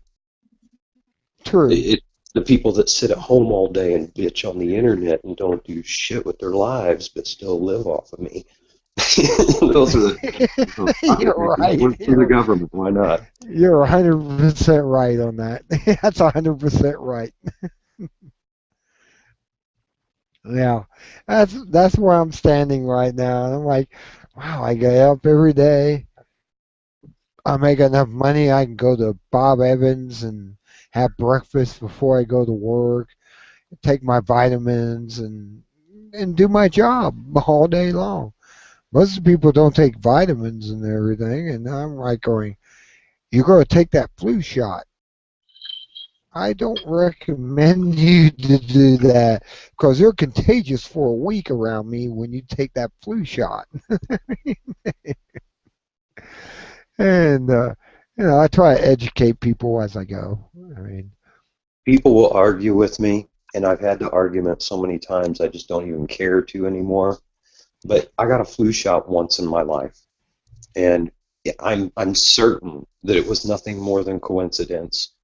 But my degree of certainty is fractionally off. Like I'm 99% confident it was a coincidence. But if it was not, it's not worth the 1% chance to get one again. Because I got it, and within 36 hours, I was the sickest I've ever fucking been, man.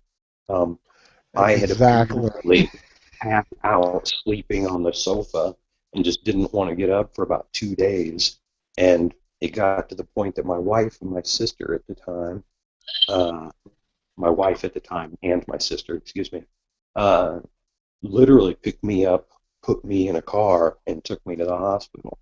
And they admitted me. I was there for another 2 days, and it was just awful. It was awful. So I swore them off, and that was 17 years ago. Yeah. I haven't taken the shot in 25 years. I take vitamins. I never get sick anymore.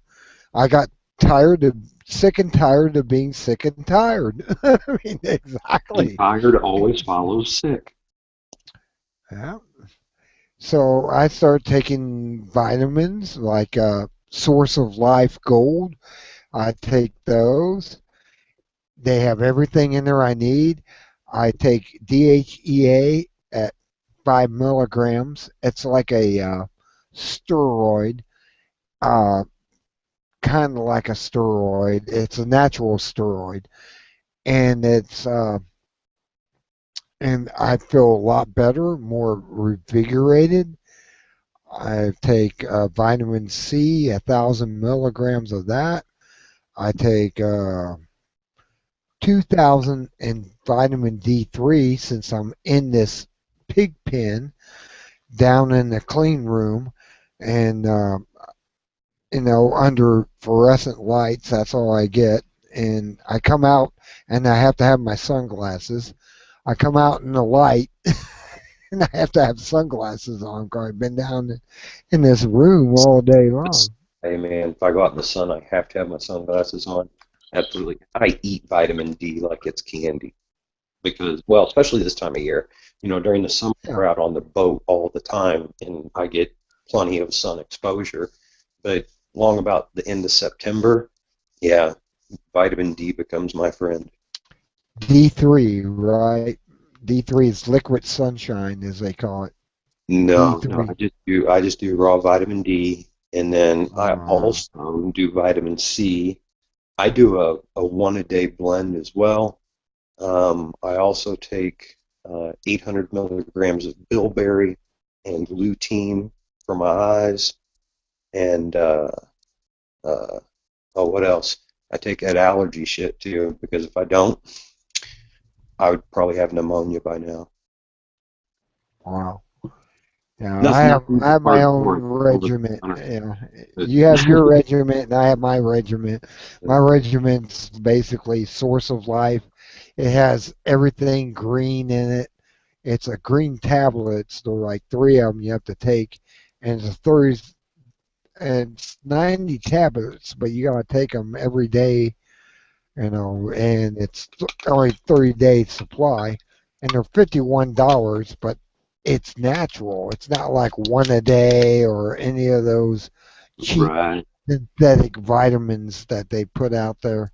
They have, Well, I also have a very healthy diet. I mean, we grow our own food, we eat our own food kind of deal, and I oh, mean, you gotta have a salad every day. Yeah, yeah, man.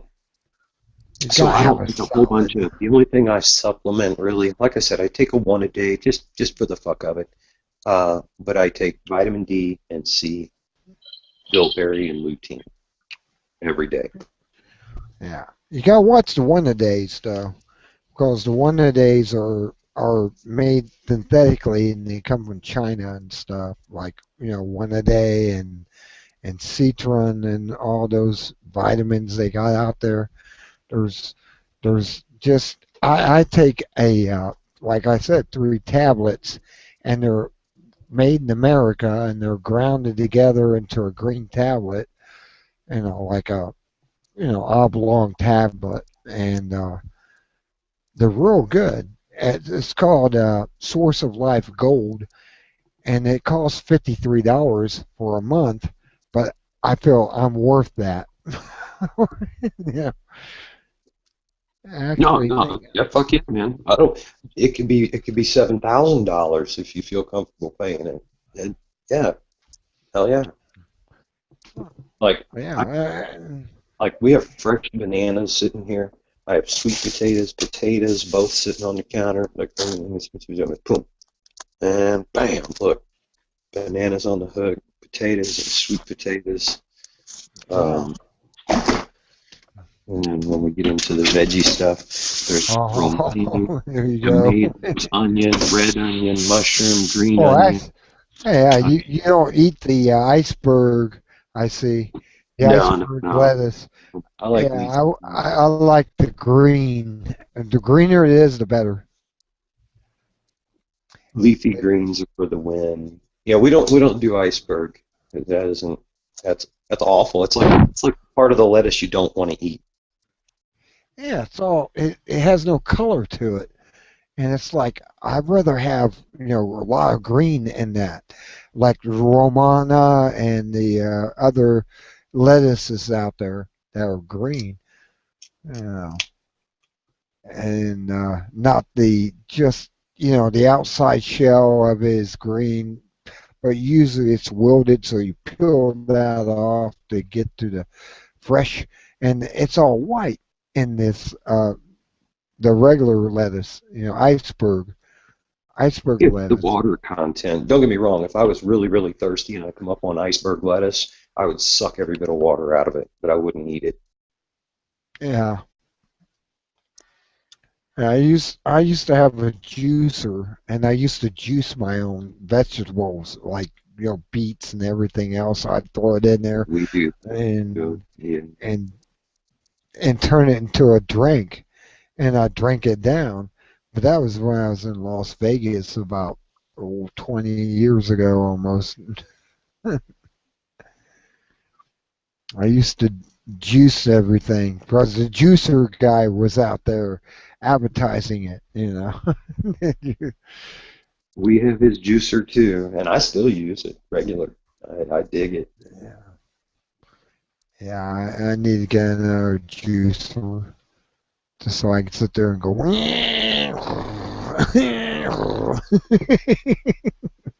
and juice carrots and everything else. I mean, Oh yeah, man, carrot we did juice. all kinds of shit. Papaya and Oh um, yeah, you just there's throw it something. all in there, and it tastes good. Amazingly, it tastes good. I was amazed at how a juicer, no matter what you throw in there as a vegetable, it would taste good mixed together. It was different. And then they're saying you'll take the pulp and you can make stuff out of that too. When the Right. pulp comes out on the other side, you can make stuff out of the pulp. Oh wow. Now, bananas didn't work very well in the juicer, but you get something out of it. No, but I'll tell you what That will. was pretty dry. Watermelon in the juicer is awesome. Mm. hmm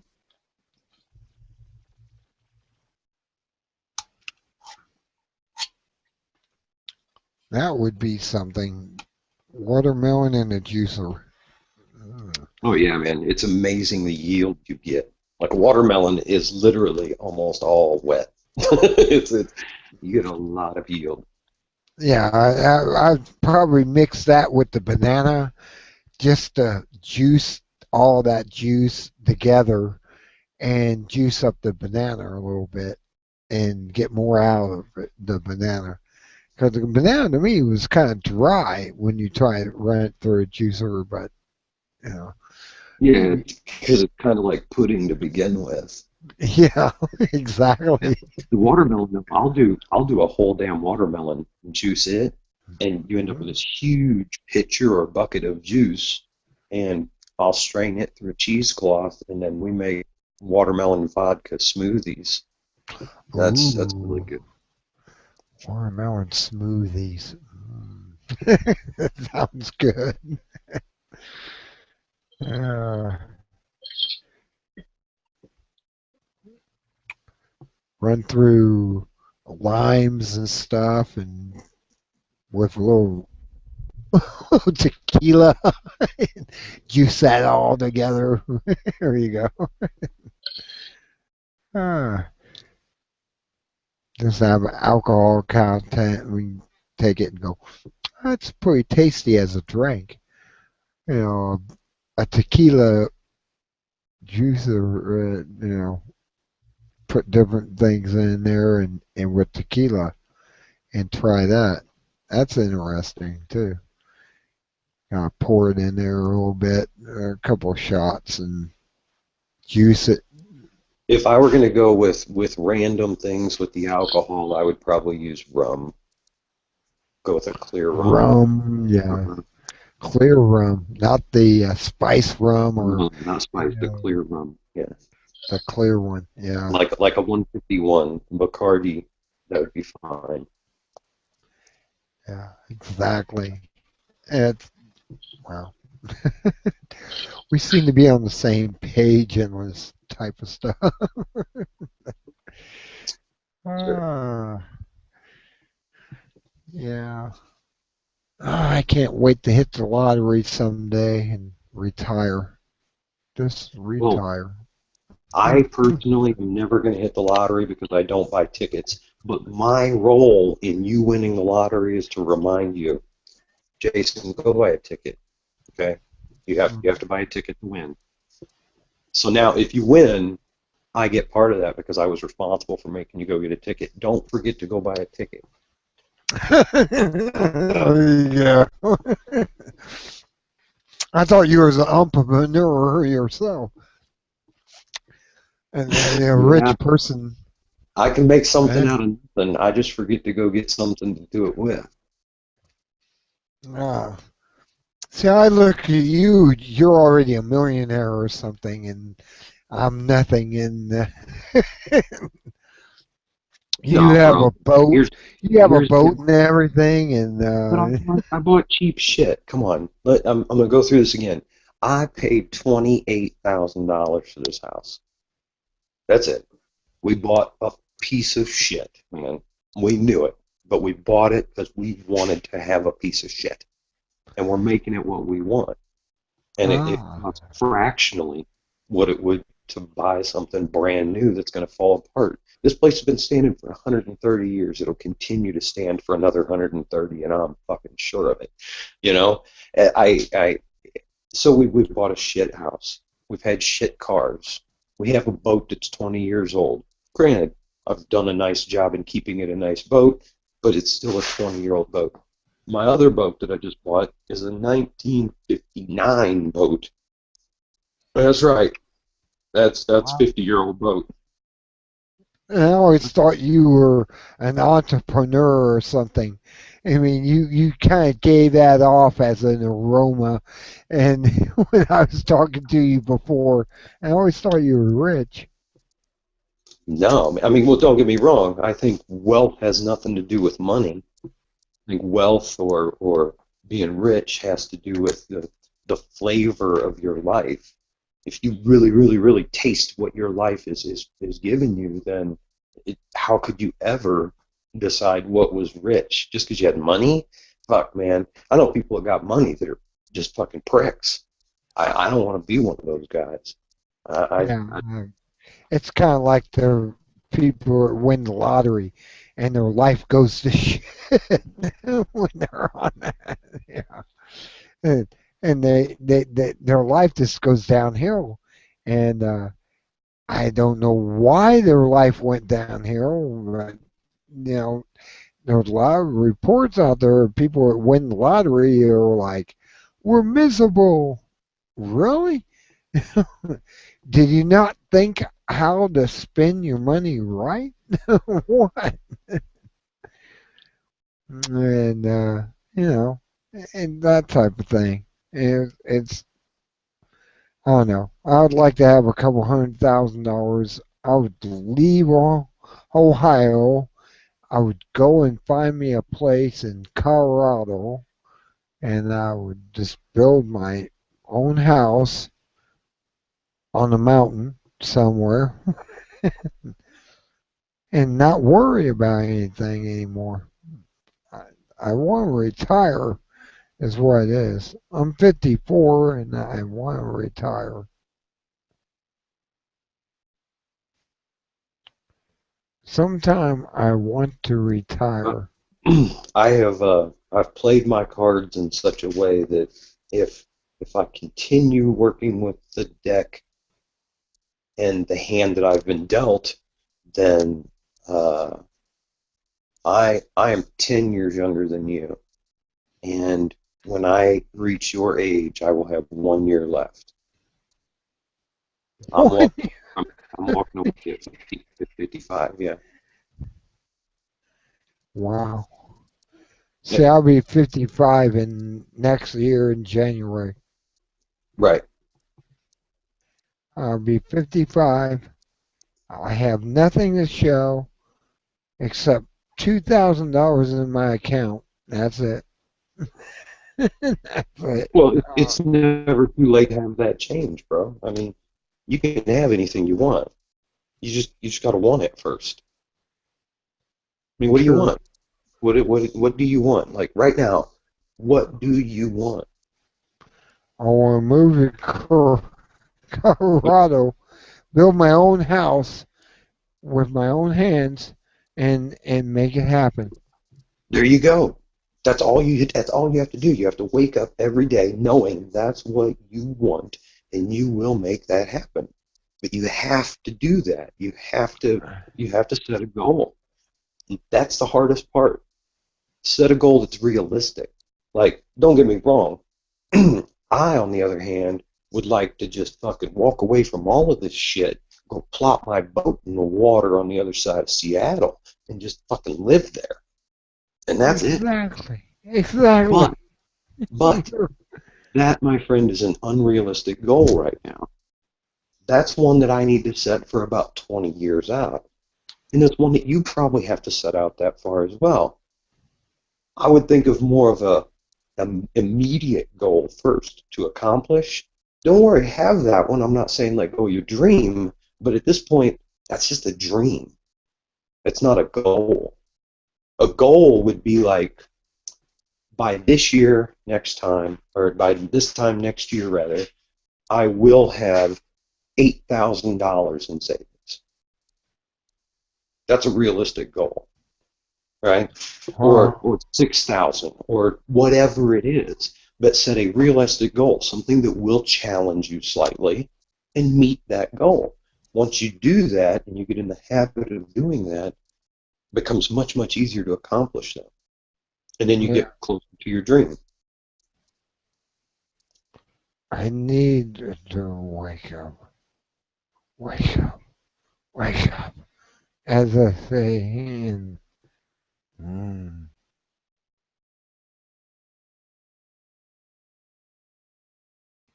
I know what you're saying.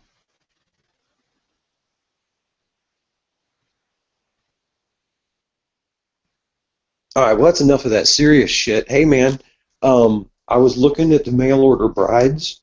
Is there a particular flavor you like more than another? Like when Facebook. Oh my God! I got all types of women that want me in Facebook. Okay, but that's women that want you. That you didn't just say women that I want. So again, what kind of flavor do you like? I mean, do you like spicy women? You like sweet women? You like them to be hot? You more an ice cream fan? What? I want to be like it was in 1976. All right, you want a girl from 1976. Yeah. Okay. Can she look like she lived in 1976? I want her to be like me. Take. I don't know. I mean, like, is a 50-year-old broad cool? As long as she. I mean, as long as she's an attractive 50-year-old, right? Yeah. Okay, all right, cool. All right, so see, we're starting to set some parameters for this mail order bride now. All right, so if 50 is cool and attractive, does it matter what nationality she is? Korean. They always look younger. No, I'm sorry, it cut out for just a second. You say Korean? Koreans always younger. Okay, all right. So now we're starting to sample our demographic just a little bit tighter here, right? We're gonna get a focused group for you. Watch me. All right. How about build? Would you like a woman tall and slender, or do you prefer them slightly Slender. shorter, Slender. Slender. slender? Okay. How tall are you? I'm 5'10". Okay, you're 5'10". I'm sure you appreciate, kind of showing off your masculinity once in a while and knowing that you're at least a couple inches taller than your girl, right? Yeah. So I would assume you wouldn't want anybody any taller than say 5'8", right? True. Okay, fair enough. Cool. I like to feel like the big guy too, even if it's only an inch or two. Okay. Okay. All right. Now here in a few minutes, I'm going to say, "Okay, Google," and Google's going to say, "All right, cool. What are we doing?" And I'm going to say, "We're going to look for a woman that is attractive, Korean, 5'8", slender." What else was there? That was it. All right. Well, I guess that covers it all. Oh, somebody with a 1976 attitude. Hmm. You set me up or what? I told you I'm going to God. find somebody. You watch me. You realize I'm a psychologist on people. No, bro, here's the real deal. The internet is a valuable tool. If you Oh, want something yeah. in today's society, just look to the internet and you can find it somewhere. And there are plenty Okay. of reputable places to look. You just have to know a place that's reputable from one that's not. I like Anne. Oh, Anne's not acceptable here. Meow. Meow.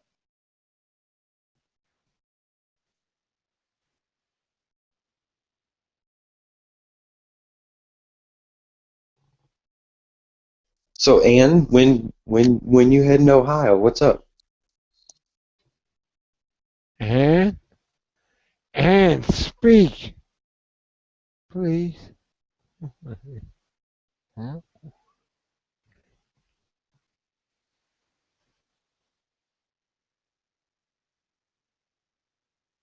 She's in Kansas.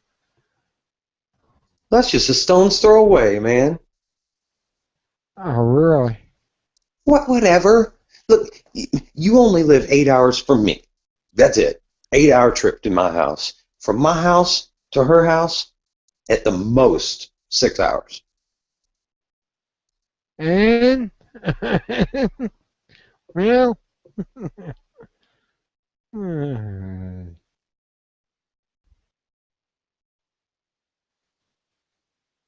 Now keep in mind you have to cross 2 time zones to get there, so it ends up being 16 hours one way.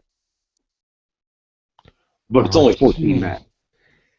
Me and Anne were tight, but we're like friends, and I don't know.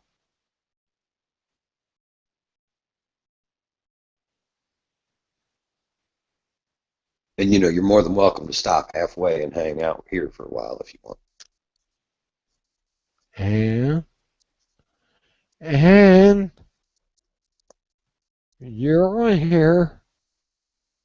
Oh, she's off. Probably fell asleep.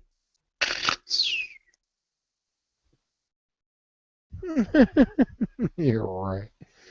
Oh no. I like Anne. Anne is so cool. She's so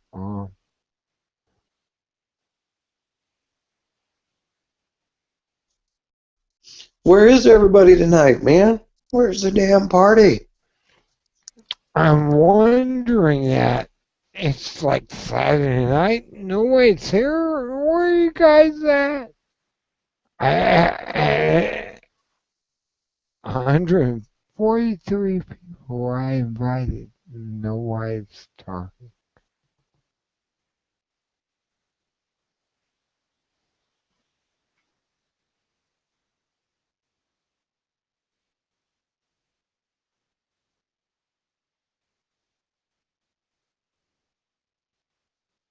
Mhm. 3, 2.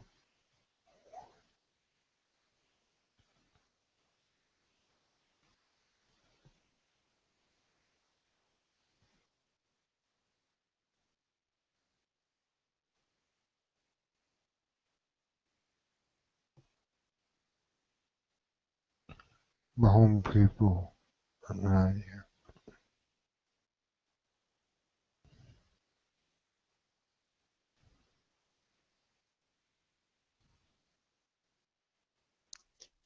Well, shoot, man. We have to find some people. Go for it. Bring them in. I got to figure out how to do Have the the power. phone. I Or have no just idea how to do any of that shit. go near the left and bring them in.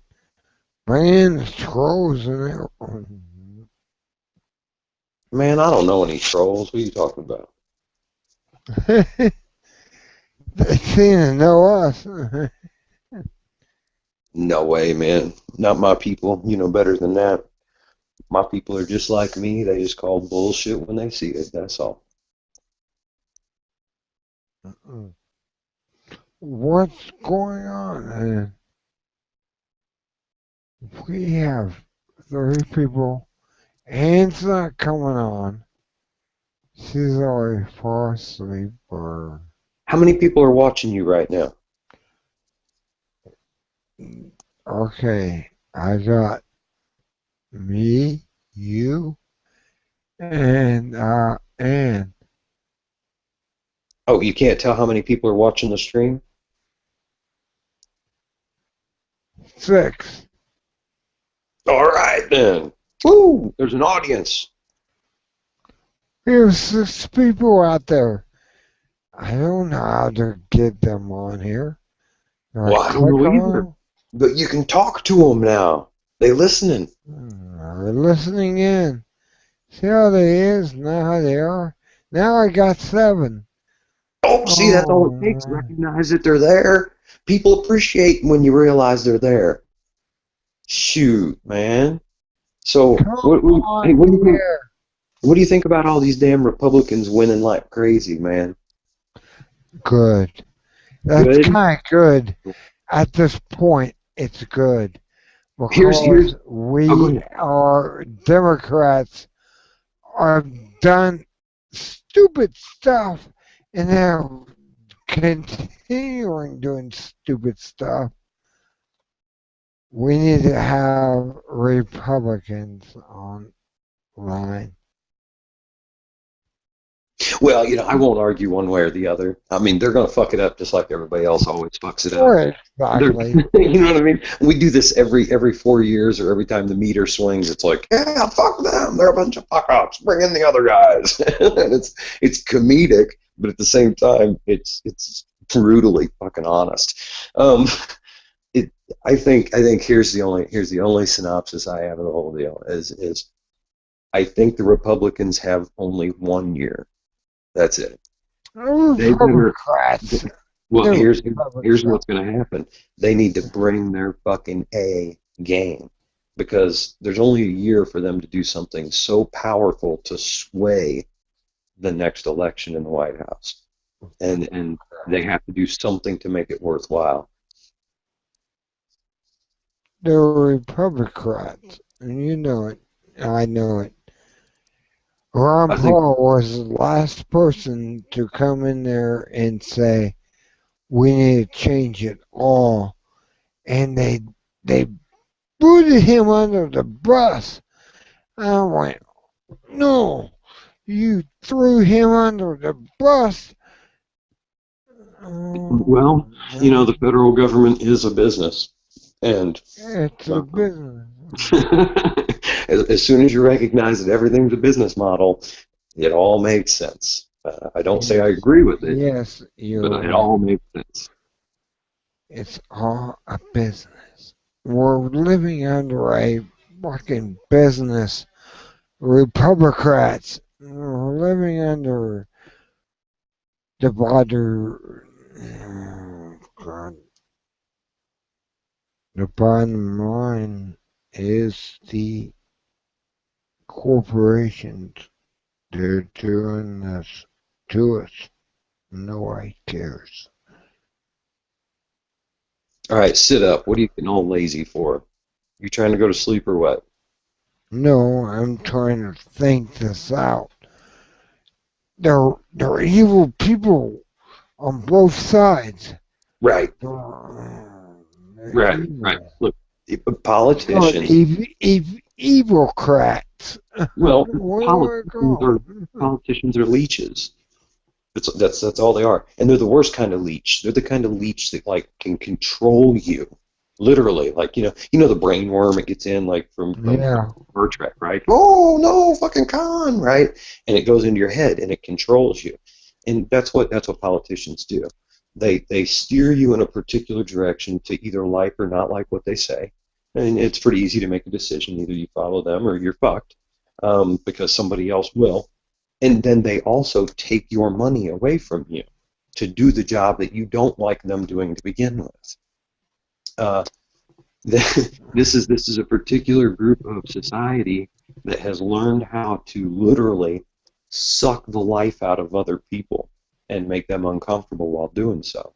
It's pretty far out, but they're all like that. Know this. There's not an honest politician.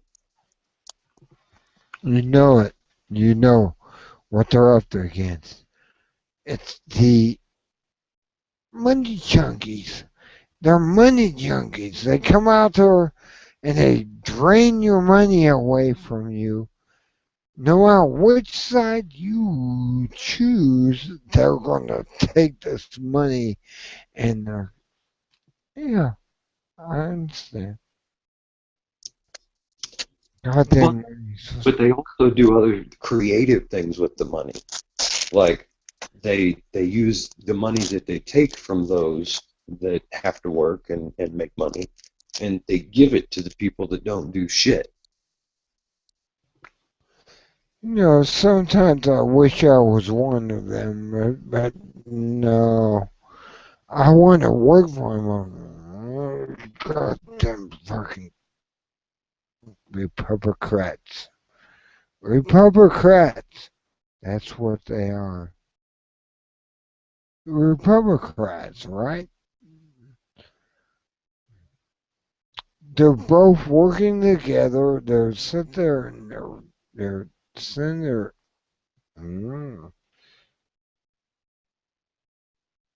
Criminals.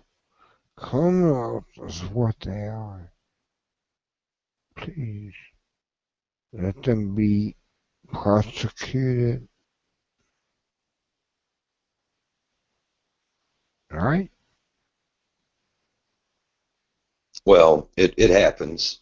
I mean, it's like this balancing act. You can see them fuckers standing on that skinny little rope all the time, never wanting to say the thing that's going to piss people off or not. It's like the whole, well, what we've seen in the government recently with this whole, Obama hesitating to do things that are actually really good ideas that he should have done a long time ago. He's refused to do so. He has turned himself into a target for the Democratic Party, so these fucking sleazebags could try to worm their way into office. You know what I mean? Exactly. The Democrats Yeah. ask, please don't act on that yet because we don't want to fuck up our chances of winning, but we're going to blame you for holding it up, okay? Because you have nothing to lose. This is your last term. You're fucking going out the door. You're done, right? And he did it. He fucking did it. And now he's put himself in a fucking double lose situation. Don't get me wrong. The whole Democratic Party fucked this one up huge this time. They played a gamble. They lost. Now he's looking at a whole room of guys with different colored jackets. I don't know if you've ever seen what happens when a Crip walks into a room full of Bloods, but it can be an uncomfortable situation, and that's what's going on. Exactly. chose those two colors for fucking games, by the way. So think about that. Nevertheless, he now has to walk into a room and say, okay, look, people, I want to fix this immigration shit. No, they ain't going to go for it. So he's going to start writing rules now. He has to. It's the only option he has to try. That's all he has. He's going to write. Oh, God, he's going to do this shit. And it's the last choice. But you know, the last guy did that too, if you recall. The last guy wrote a whole bunch of new fucking rules. Yeah, Bush. Yeah, huh? Uh-huh. Yeah.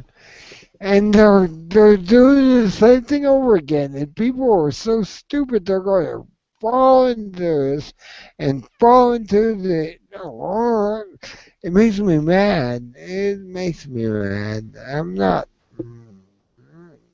aggressive. I'm just mad.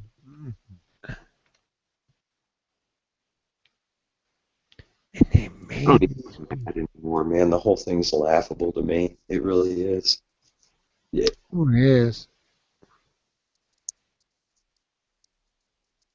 You remember that Bob the Builder show? You ever see him? Little Bob. He works on things, and things get broken, like a little fence will break down, and it's, can we fix it? Yes, we can! And here comes Bob the Builder, going to show you how to fix shit, right? This is one of those projects that, can we fix it? And Bob the Builder would look at it and go, no, it's fucked. Can't fix shit. It's fucked. So what else can you do but laugh at it? I mean, I've spent years trying to, you know, I don't want to just bitch about something. I try to think of solutions. I try to think of ideas where it can be fixed, but there's nothing that we're going to see in our lifetimes. It's going to continue to be a pain in the ass, and other people thinking they need to tell you what to do, and it's going to be that way. That's all there is to it. Eventually, the masses will ask for that, and to some point, I understand it has to happen, because otherwise, you know, what kind of bullshit is mob rule? And that's what happens. Packs of people would start forming and fucking wanting to take over the whole shit again anyway. It seems to be something in our DNA that just do that. We can shut it all down. All you have to do is go out there and say, we don't agree with you. 146 million people say, we don't agree with you. We want this shut down. We don't want immigration. We don't want this. We don't want that. And they come out publicly. And if they don't do it, guess what? We take it out and hang the guy. It goes away. I mean, we can do that. There are problems that will come with doing that. Really? Well, yeah, let's take this for instance. Where do you get the food you eat? You go to the grocery store and get that? Fuck it. I want to get it from my farmer down the street. Okay, fine. You're going to go get it from someone else, though, right? Yes. Okay. What do you have to give him in return for that food? Pieces of paper that he will gladly take, knowing that he probably isn't worth anything. I mean, really, I got over 1,000 ounces of silver. I can give him an ounce of silver for his food. Okay, but if he's something like me, he's going to say, why the fuck do I want silver? You know, why? Why is he that dumb, that dense? No, think about this. People know that gold and silver is worth more than anything out there because no. Only because electronics out of it. You can do all this stuff. But you're not going to make electronics, right? I work with electronics. I like to have the silver to do it. You need make you things start better. hanging government. If you start hanging government officials, there ain't going to be an air force to buy the parts for you, right? So that means that you won't be working for them anymore. You won't have currency anymore, and you won't be building their electronics. So then, what personally are you going to use silver for? Because the guy down the road's going to look at you and go, "I don't need your fucking silver. I know how to do everything, and I have everything I need." And that's where the problem comes in. There's very few people that can be completely self-sufficient. It takes a tremendous exercise in intestinal fortitude, man. As It's Ron Paul said, we'll have to go through some birth, birthing type of things that will happen along the way to get away from these banksters who are trying to kill us. You don't have to take the. I mean, it's all part of what the banksters are doing. And I'm sitting back and going, yeah, you're right, Ron. We have to go through all this just sure, to fix the problem but we have to because we no matter let this, as American people, do what we have done to ourselves. sure, absolutely. It has to be a personal exercise for everyone. For instance, don't go pay more for a house than what you can make in a single year. Exactly. If you make $50,000 a year, don't ever look at a house more than $50,000. If the house You is have to more than pay that, it. it's not in your price range. It's too fucking bad. You know? Exactly. I mean, we have to take birth, pains to get back to what we were doing before this all happened with the banksters in 1913.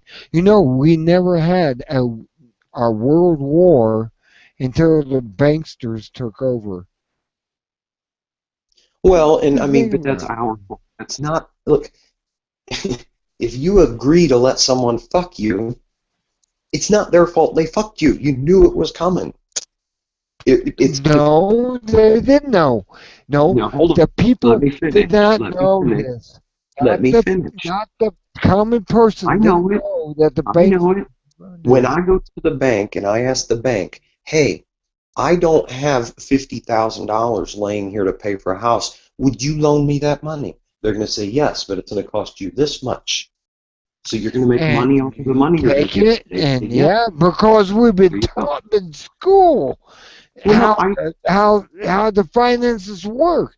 Now, if sure. the people were told the real history of America, how we got away from the goddamn, King George III, they would not do this.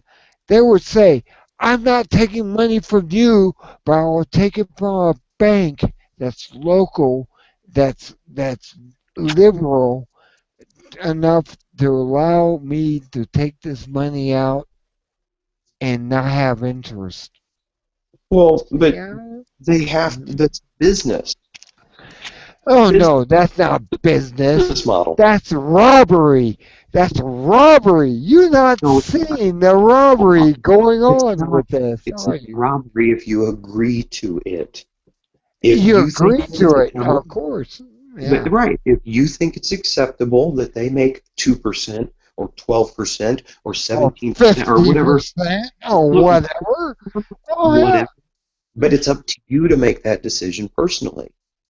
For instance, I Exactly. wouldn't accept an interest rate like that. I mean, I went into the bank when I bought this house and I said, I'm looking for this interest rate over this period of time with a non-occurring interest. I would like a simple interest loan for this long with this percentage rate.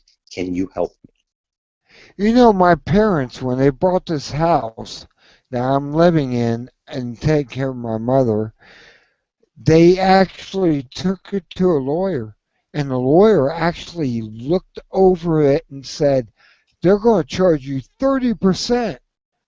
And they said, that's not acceptable. You know what they got? 3%. Well, sure. 3%. See how that works? Well, there's different kinds of interest. For instance, most mortgages on a home are what's called a cumulative interest. So they take the original principal, and let's just do this for easy math. We're going to use made-up numbers, and we're going to make it really big, but looks huge. Let's just say the loan is for $100, okay? And they're going to charge you only 10% interest. But your payment $10 on every $100. 10% interest on the first year. Let's just say that your payments are $10 a year. You pay $10 on it, right? Yeah. You get it back down by $10, but they've charged you the interest for the next year already, and that's 10% again of the 110, which is now $11 in interest. You pay them 10 on the year, they already made $1 off of you. Yeah, And that's how the interest works. Yeah, basically, so the interest keeps climbing. Now, that was simple math. It gets much more complex when you say, okay, an interest rate of 5.25% on $40,000 for 30 years.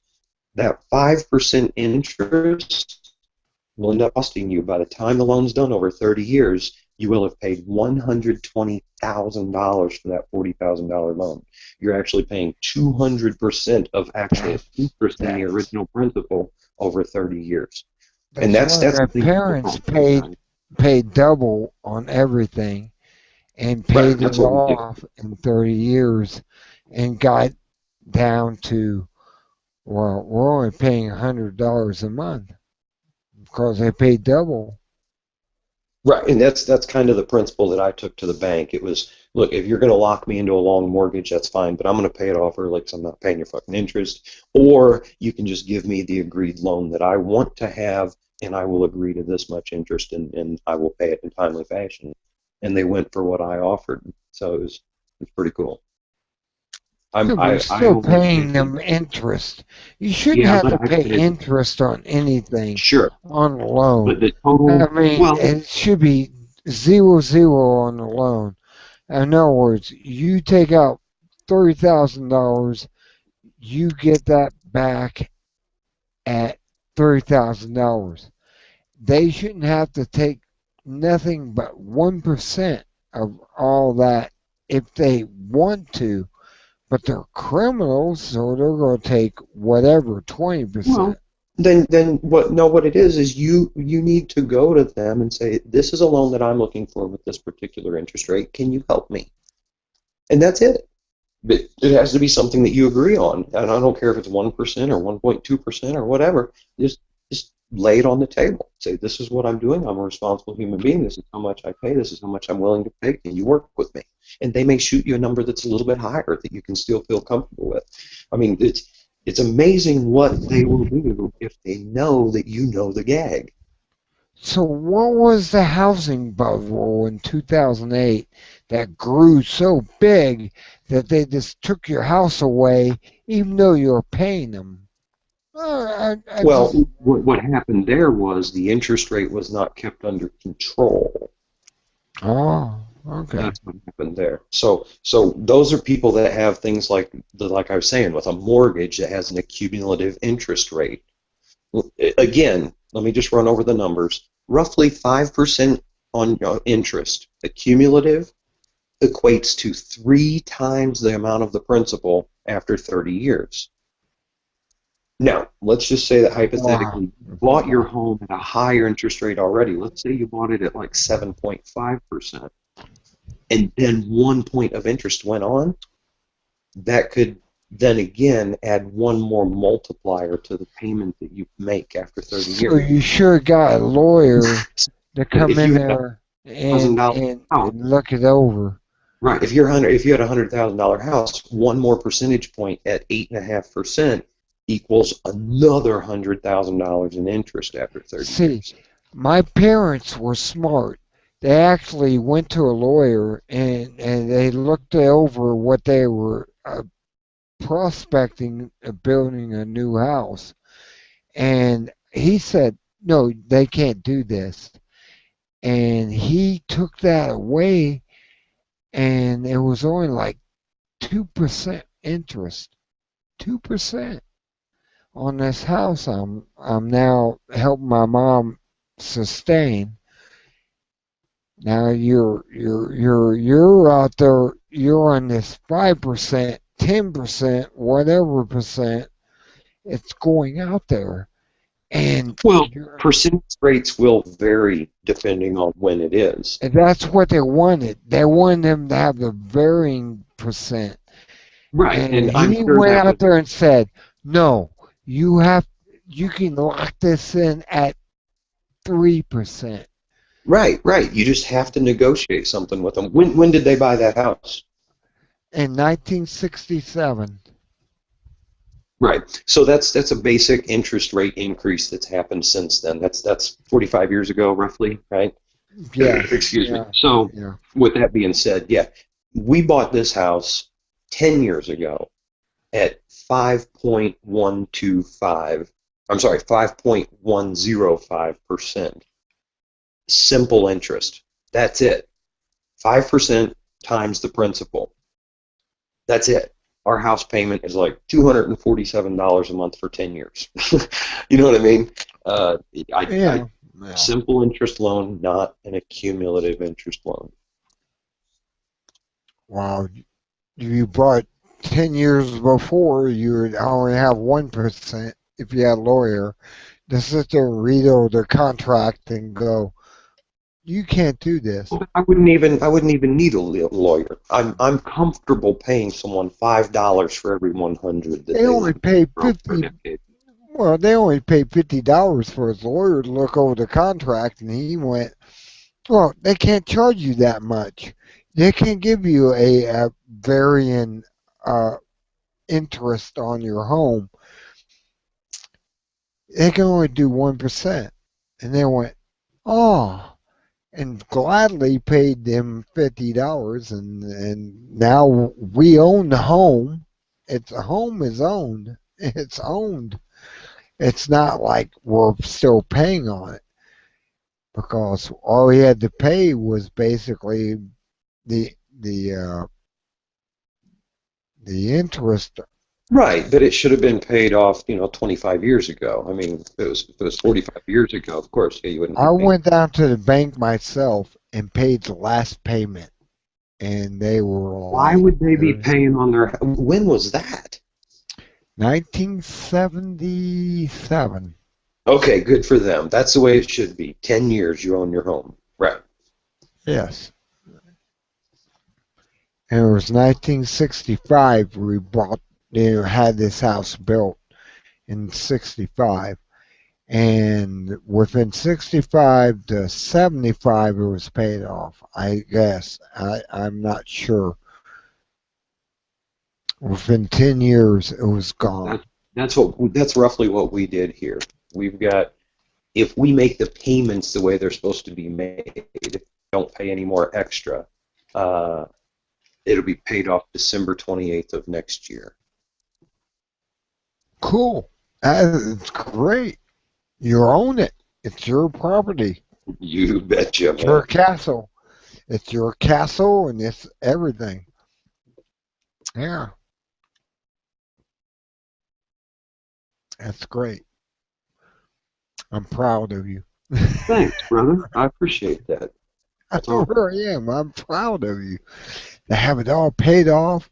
You don't owe anything afterwards except what, school taxes and property taxes, basically. Bro, School tax. we're proud of ourselves. I If think you're we in do a certain area and you don't have that many schools around you, you're probably owning it more than you think. Well, look, man. Here's the deal. Because we bought a piece of shit in a piece of shit neighborhood, the property taxes were like really, really fucking low, and they've continued to be low because I'm not going to go get the tax assessor and walk her through my house and show them what I've done. No way. So no, we pay less than $400 a year for property tax. You know what we pay for property tax where I'm at? $3,600, because they think that no one in our family is going to school at their the educational system, I may say, they're going to say 3,600. That's bullshit. I think once your kids are out of school and everyone is not in that school system, you shouldn't have to pay a goddamn piece of shit for it, for that school system. It should be all on them. Oh no. Hello, Ann. We just lost our star talker here, and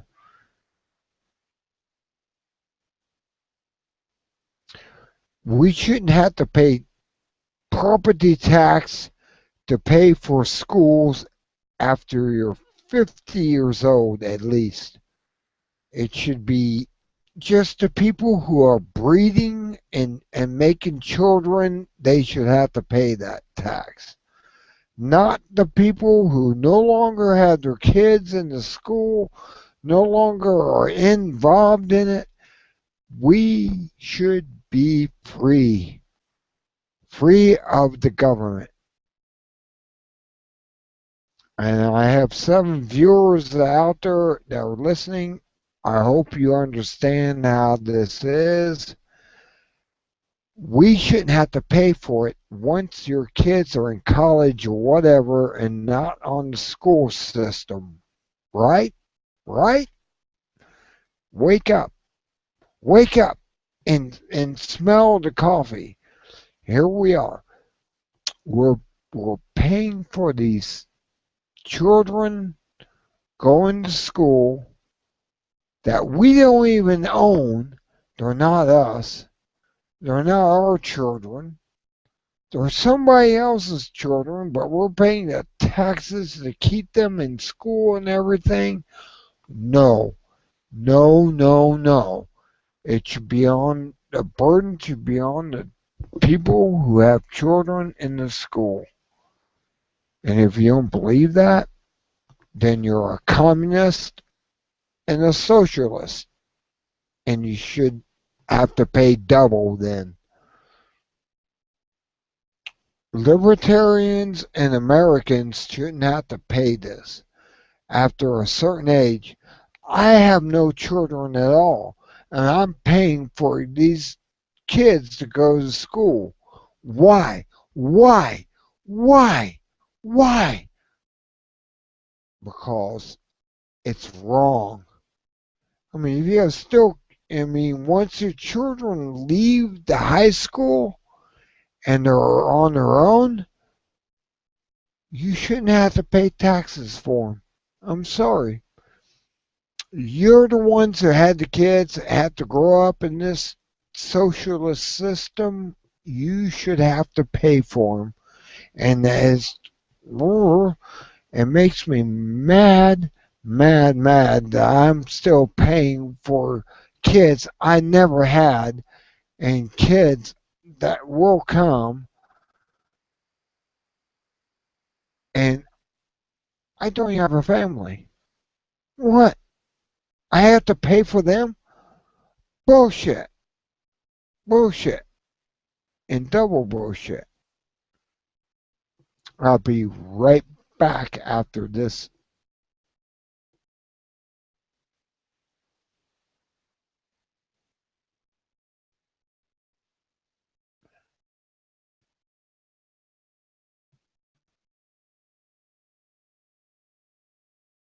Okay. I'll be back after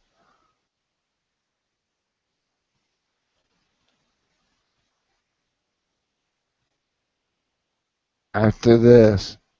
I gotta go to the bathroom. Hang on there. Nobody go away. We should not have to pay property tax or anything. This is the 10 planks of communism if you haven't seen it yet. Until I get back, hang on.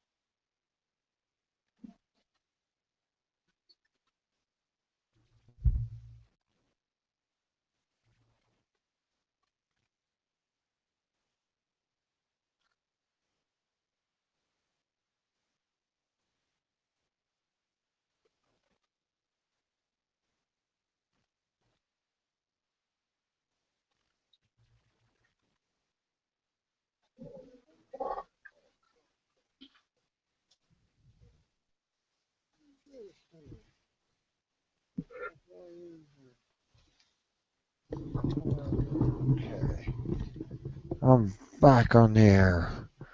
Hey, yo, I'm back too. Oh, you're back too? Yeah. Yeah, he was really pushing me on this, and I'm like going, don't you know? Don't you know? What was going on? Oh, I was on there talking about children, how they're being brainwashed and everything, and I don't know. It's everything. Yeah, everything's fucked. Everything's screwed up. Fucked up. Yeah, and we're live. So P's and Q's and whatever you want to say. And it doesn't matter. I got this thing up to go live, and amazingly it did. So I'm kind of live right now.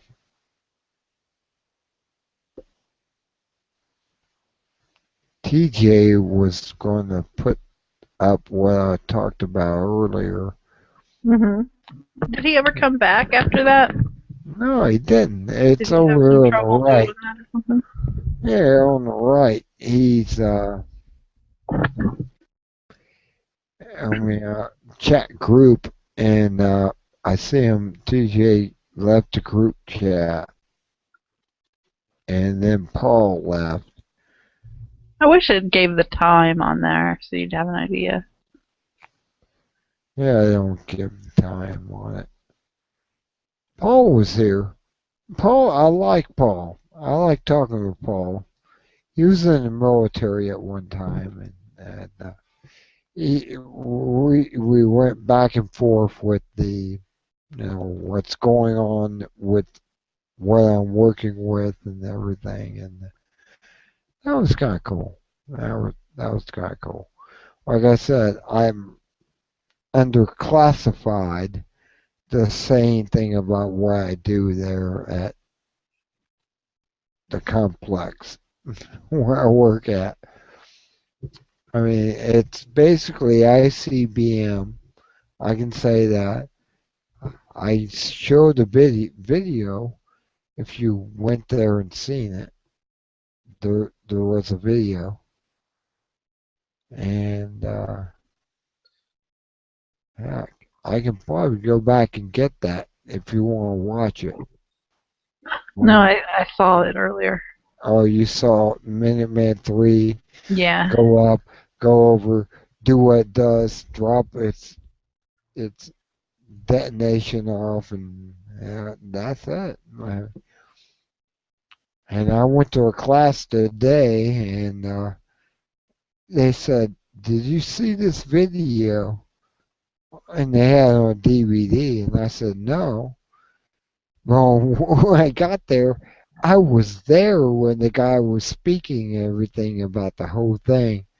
I mean, there was a whole conference thing where we had engineers from the Air Force and engineers from Boeing, and they were all speaking there about what we work on Mhm. and how important it is that we work on this. And it's like, yeah, but it's obsolete. Well, that maybe there's something to it that you don't even know, you know. Well, it's the backup of the backup. You know what I mean? It's when if our first defense systems fell and they were money junkied and they go apart, ours will make it over there in 30 minutes. I mean, they actually had the vault where the guys go down in, and it had Pizza Hut thing on there. The Pizza Hut 30 minutes or less, and they showed them so on the blue side, and it had the 4 and 3 or whatever it is on the other side of the domino. And I sat there and I look at that and I just go, you gotta be kidding me. You're using Pizza Hut saying 30 minutes or less, or the next one is free. Hmm. And I sat back there and looked at that and I went, that's on the door of the bunker in Maelstrom? You gotta be kidding me. You gotta have a sense of humor, you know? Oh, you got to. Really. You gotta have that sense of humor there. You know, Maelstrom. Maelstrom's up north of you, and it's like, give me a break. It's in South Dakota. I know a guy who worked there, and he didn't work with the nuclear missiles or anything. He was at the air base there, and he did other things. But it's it's just like, really, really, you gonna use Pizza Hut to show this stuff, and it's like 30 minutes or less. And next one's on us. They don't Because, they don't do that, do they? Does Pizza Hut have that for real? Because I think it takes longer than 30 minutes, doesn't it? yeah, they do. Supposedly Pizza Hut, you order a Pizza Hut pizza, and it's not there in 30 minutes, you get it for free. Really? I didn't know that. Oh, you didn't know that? That's well known when I was in Vegas because I kept them to it, and they were Yeah, like, but that was a you know, long time ago. They might not be doing that. I mean, I haven't ordered a pizza from Pizza Hut since I was in college, so I have no idea. yeah, they're supposedly after 30 minutes, if it's not there, you get the free. They just give you the pizza and say thank you. That's it. Because they're delivering, 4 or 5 pizzas, and it may take more than 30 minutes to get them out to everyone. It's their drivers that's making it free because their drivers, should have that one pizza get to you within 30 minutes. It takes 15 minutes to cook a pizza. So they got 15 minutes to deliver all the pizzas they get. Wow. That's something that a lot of people don't know. In the Air Force, we examined that. We're like, okay, Get a it's lot going of to free be, pizzas back then. yeah, I used to get a free pizza every other time. I'm going, well, it's been 35 minutes. And then they go, here you go. I got to call Wow. my supervisor up. You got a phone I can call my supervisor up on? And he had to call in and say he didn't make it. And they kept track of that. And it was weird. It was really weird that they didn't make it in 30 minutes or less. I remember in high school, some of my friends worked at the Pizza Hut call center, where Mhm. like all the calls would go to this call center, and then the call center would enter in the order on a computer and send it to the restaurants. Mhm. And they were changing people's names around. Wow. Like we all had like our weird names, so that way when we ordered pizza, like Bend Over and Bend names like over. that. And bend over. So Bend so over. so when we call in a pizza, then the call center phone operator had to confirm that it was the right name and address from the caller ID, and Wow. I have to say it. I have to say these weird names. Bend over. That reminds me of Bart Simpson of The Simpsons. They Hmm. call he would make prank calls to the bartender Mo, and Mo is in there. Is there anyone here by the name of Ben Over? John Benno. Yeah. Harry Buttkiss. Yeah, there was one. Harry Buskis. Is anyone here by the name of Harry Buskins? You got a telephone call. Oh. I remember when The Simpsons was so like raw and the humor in it was so naughty. I was Now like it's nothing. Beavis and Butthead, Beavis and Oh Butthead. yeah, When that he was funny became too when it came out. Cornholio. I am Cornholio. Give me TP for my bunhole. Bunhole. Oh, God. Yeah, he did that in the movie, too. He did in the movie. It was called My Beavis and favorite Butthead Do episode Me. of Beavis and Butthead. I don't remember the name of the episode, but it was when they were working in that hamburger fast food place. I recall that. And Beavis had crabs, and he took the spatula and was scratching his dick with the, with the spatula, and then he was flipping, yeah, and then he was flipping the hamburgers with it. That was so funny. I always like when we got on caffeine, though. He was going that Bunholio thing. You freak out.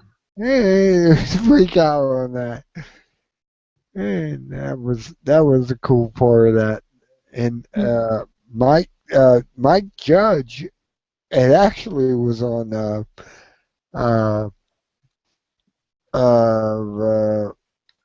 was it Jones's show on the talk show. He came on there. He actually came on Jones's show, and From he Texas. was on there. And he actually did a couple commercials for him. He was trying to do Beavis and Butthead, and he said, that I have to work on Beavis. But to me, it's real easy. It's like,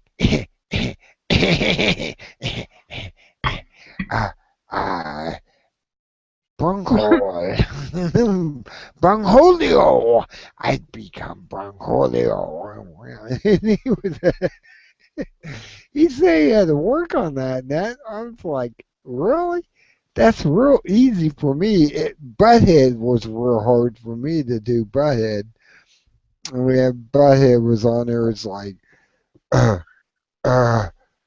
yeah.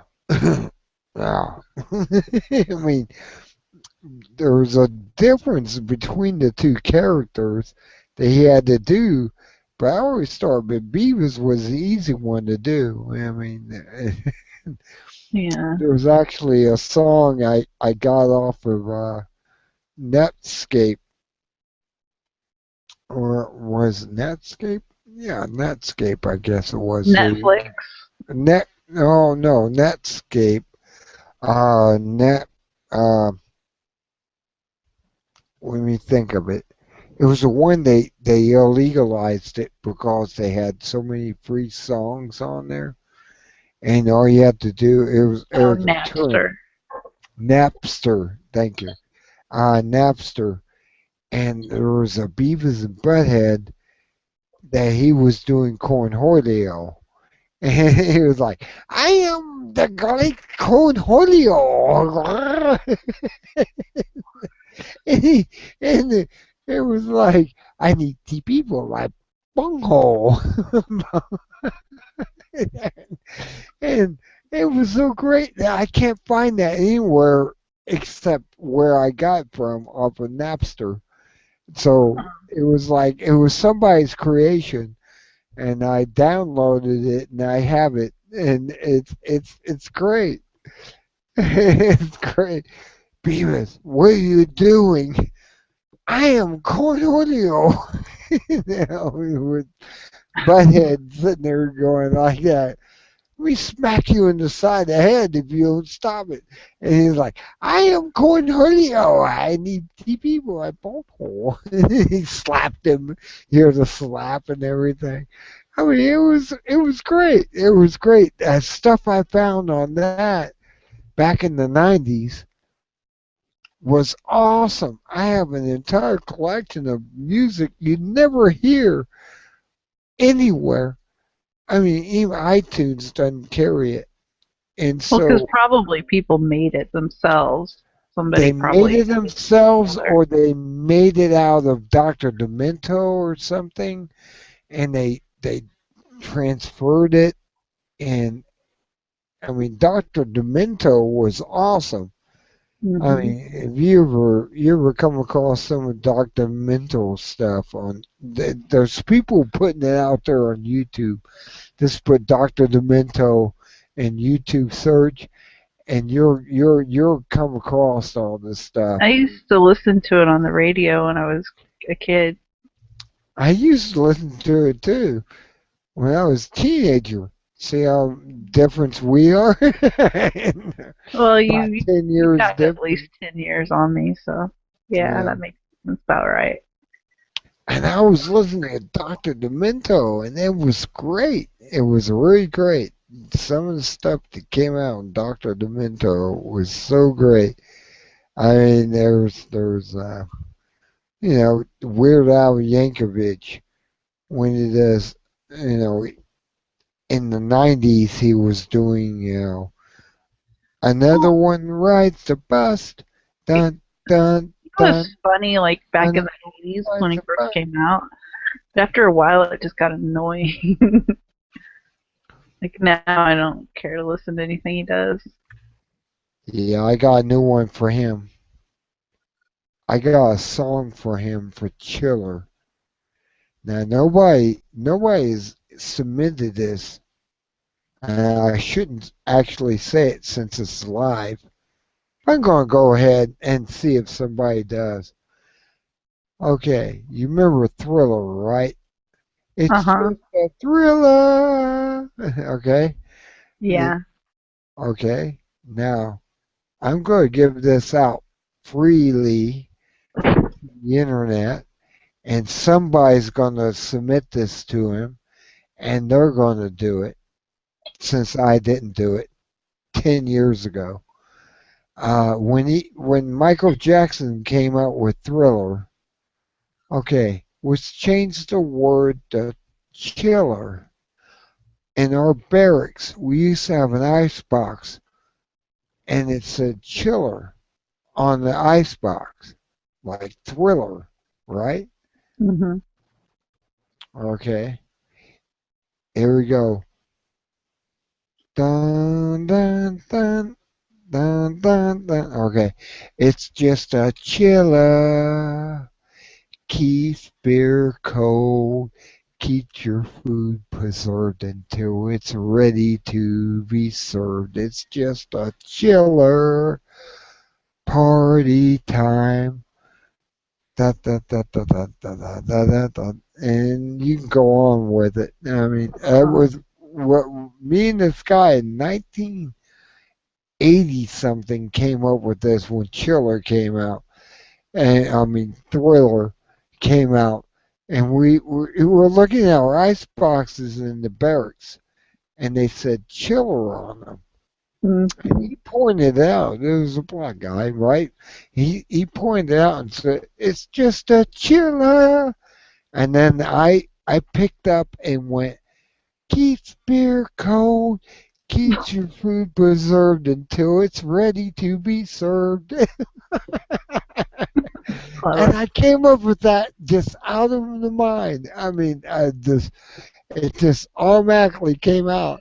And we're going, we should send this to him as a suggestion to make a parody out of that song as well as he did, Fat and the rest of them that he came out with.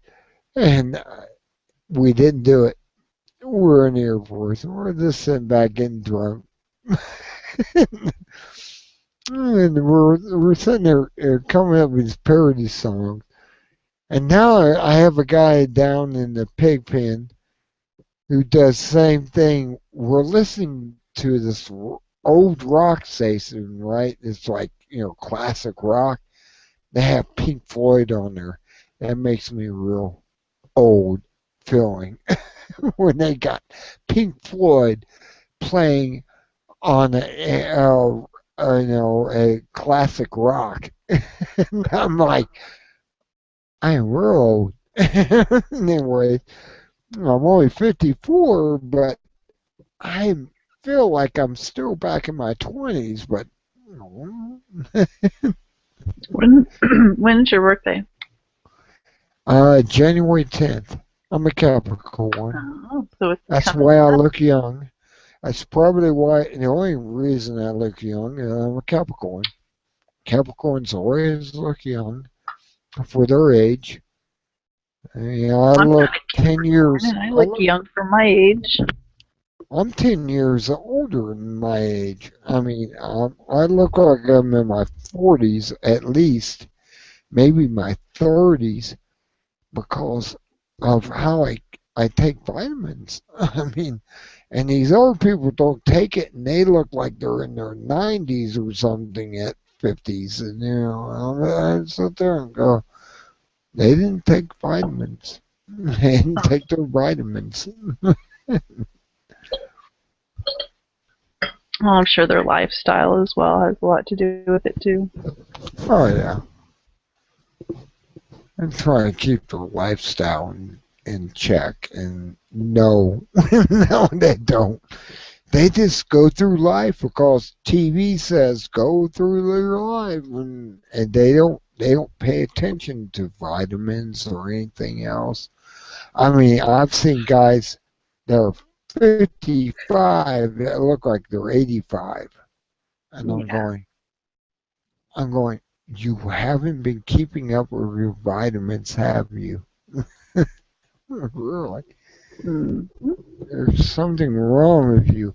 I look like I'm in my 30s at 54, and you look like you're in your 80s. Go figure.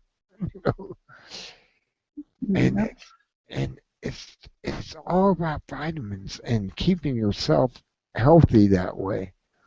I haven't exercised or anything. I mean, I don't have a big belly on me or anything.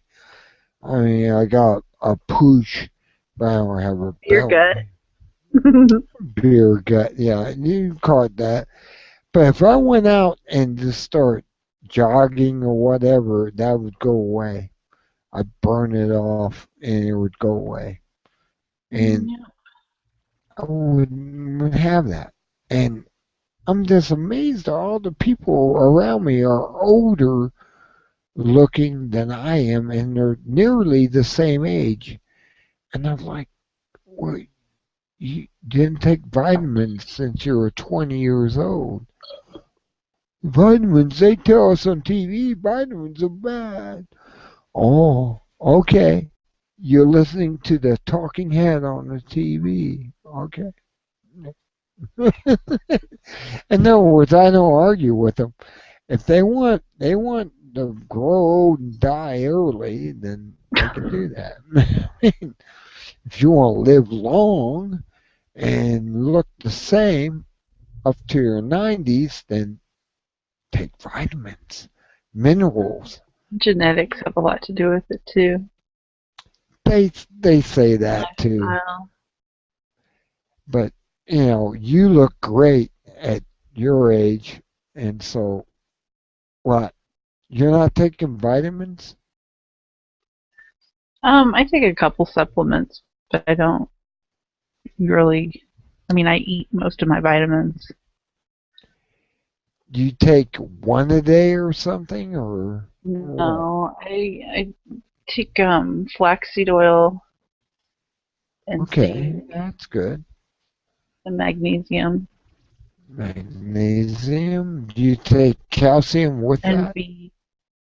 No, You I get a when you calcium take from my vegetables.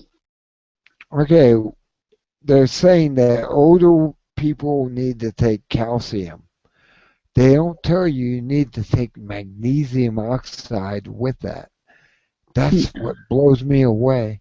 They don't tell you have to take the other because the other counteracts the side effects of calcium. Yeah, it's a very delicate balance because It is. if you don't, it can harden your arteries. Mhm.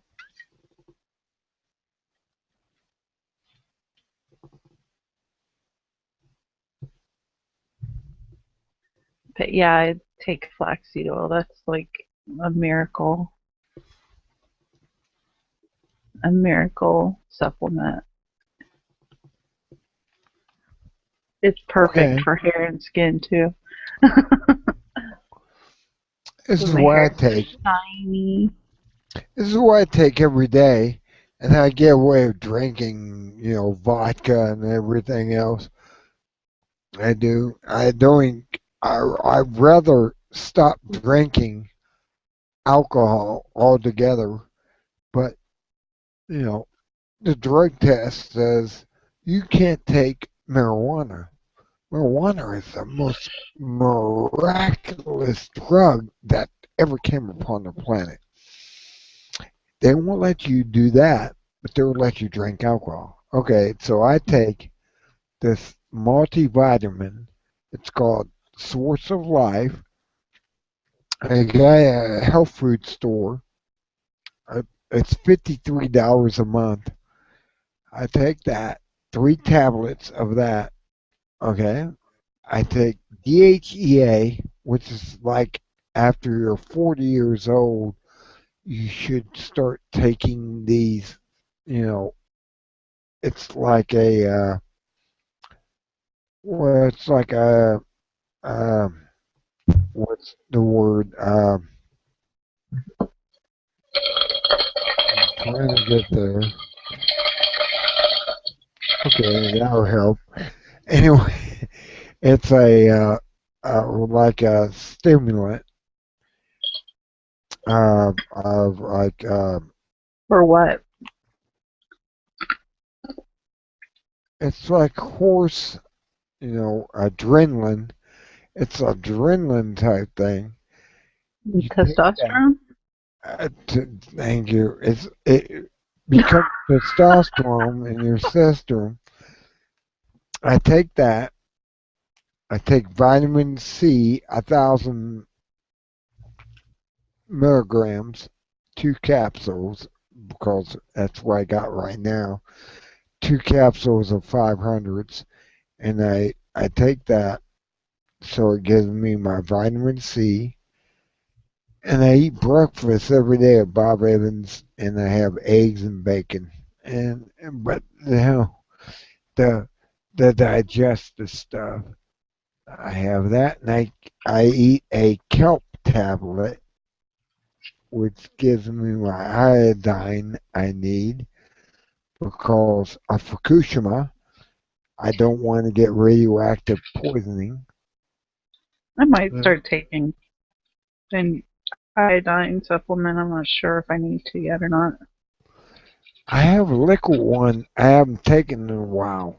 It's 3 drops a day, and you don't even really taste it or anything. It's iodine basically, and you go in 3 drops, and it protects your thyroid, so you Yeah. don't get cholera or whatever. They call it cholera, where you get this big, throat thing of fat around your neck. It's like a double chin type thing. The jowl. Yeah, and Cholera? That's what cholera is? I thought cholera was like some kind it's of a waterborne disease. it's a lack of iodine, and you Okay. take that, and then you don't get the cholera, the little band around your neck. I guess it looks like a band around your neck because your thyroid is swelling up, and get you take that for radiation, and it fills the thyroid gland up, with pure, you know, iodine. You don't get the radioactive iodine in your throat, and it keeps that from growing, the cholera and everything else. And what else do I take? Yeah, I'm I'm looking at surprised you look as young as you do for as much D3. as you drink, because you drink a lot. I drink only in the evening, so therefore I'm basically pure during the day Yeah, but because how it much do burns you out. drink? I don't know, about 4 or 5 shots of vodka and 2 beers. I don't know. I mean, drinking for me is like one beer. Wow. And like maybe if I had a really bad day, maybe like one of those little, I don't know what they call them, the small bottles, the little, Shot bottles. yeah, might get something like that. But Let's see. Do you smoke? yeah, You partake in the herb? See, if I was no. allowed to partake in the herb, I would smoke 3 hits a night of herb, which is marijuana, and I would drink 2 beers, and that's it. Now I do double the alcohol and triple maybe, and I want it legalized. I really do. I want it legalized. I would stop drinking almost completely in alcohol. But no, we have a world government that believes that you should drink, drink, drink. It's profit. The bottom line, you got to drink more alcohol. And they're killing me. And I don't want to die.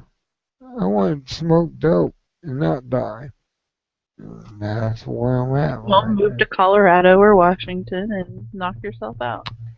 There you go. But I have to hit the lottery. If I hit the lottery, I get $1 million. My God, I will go out there and build my own house and everything.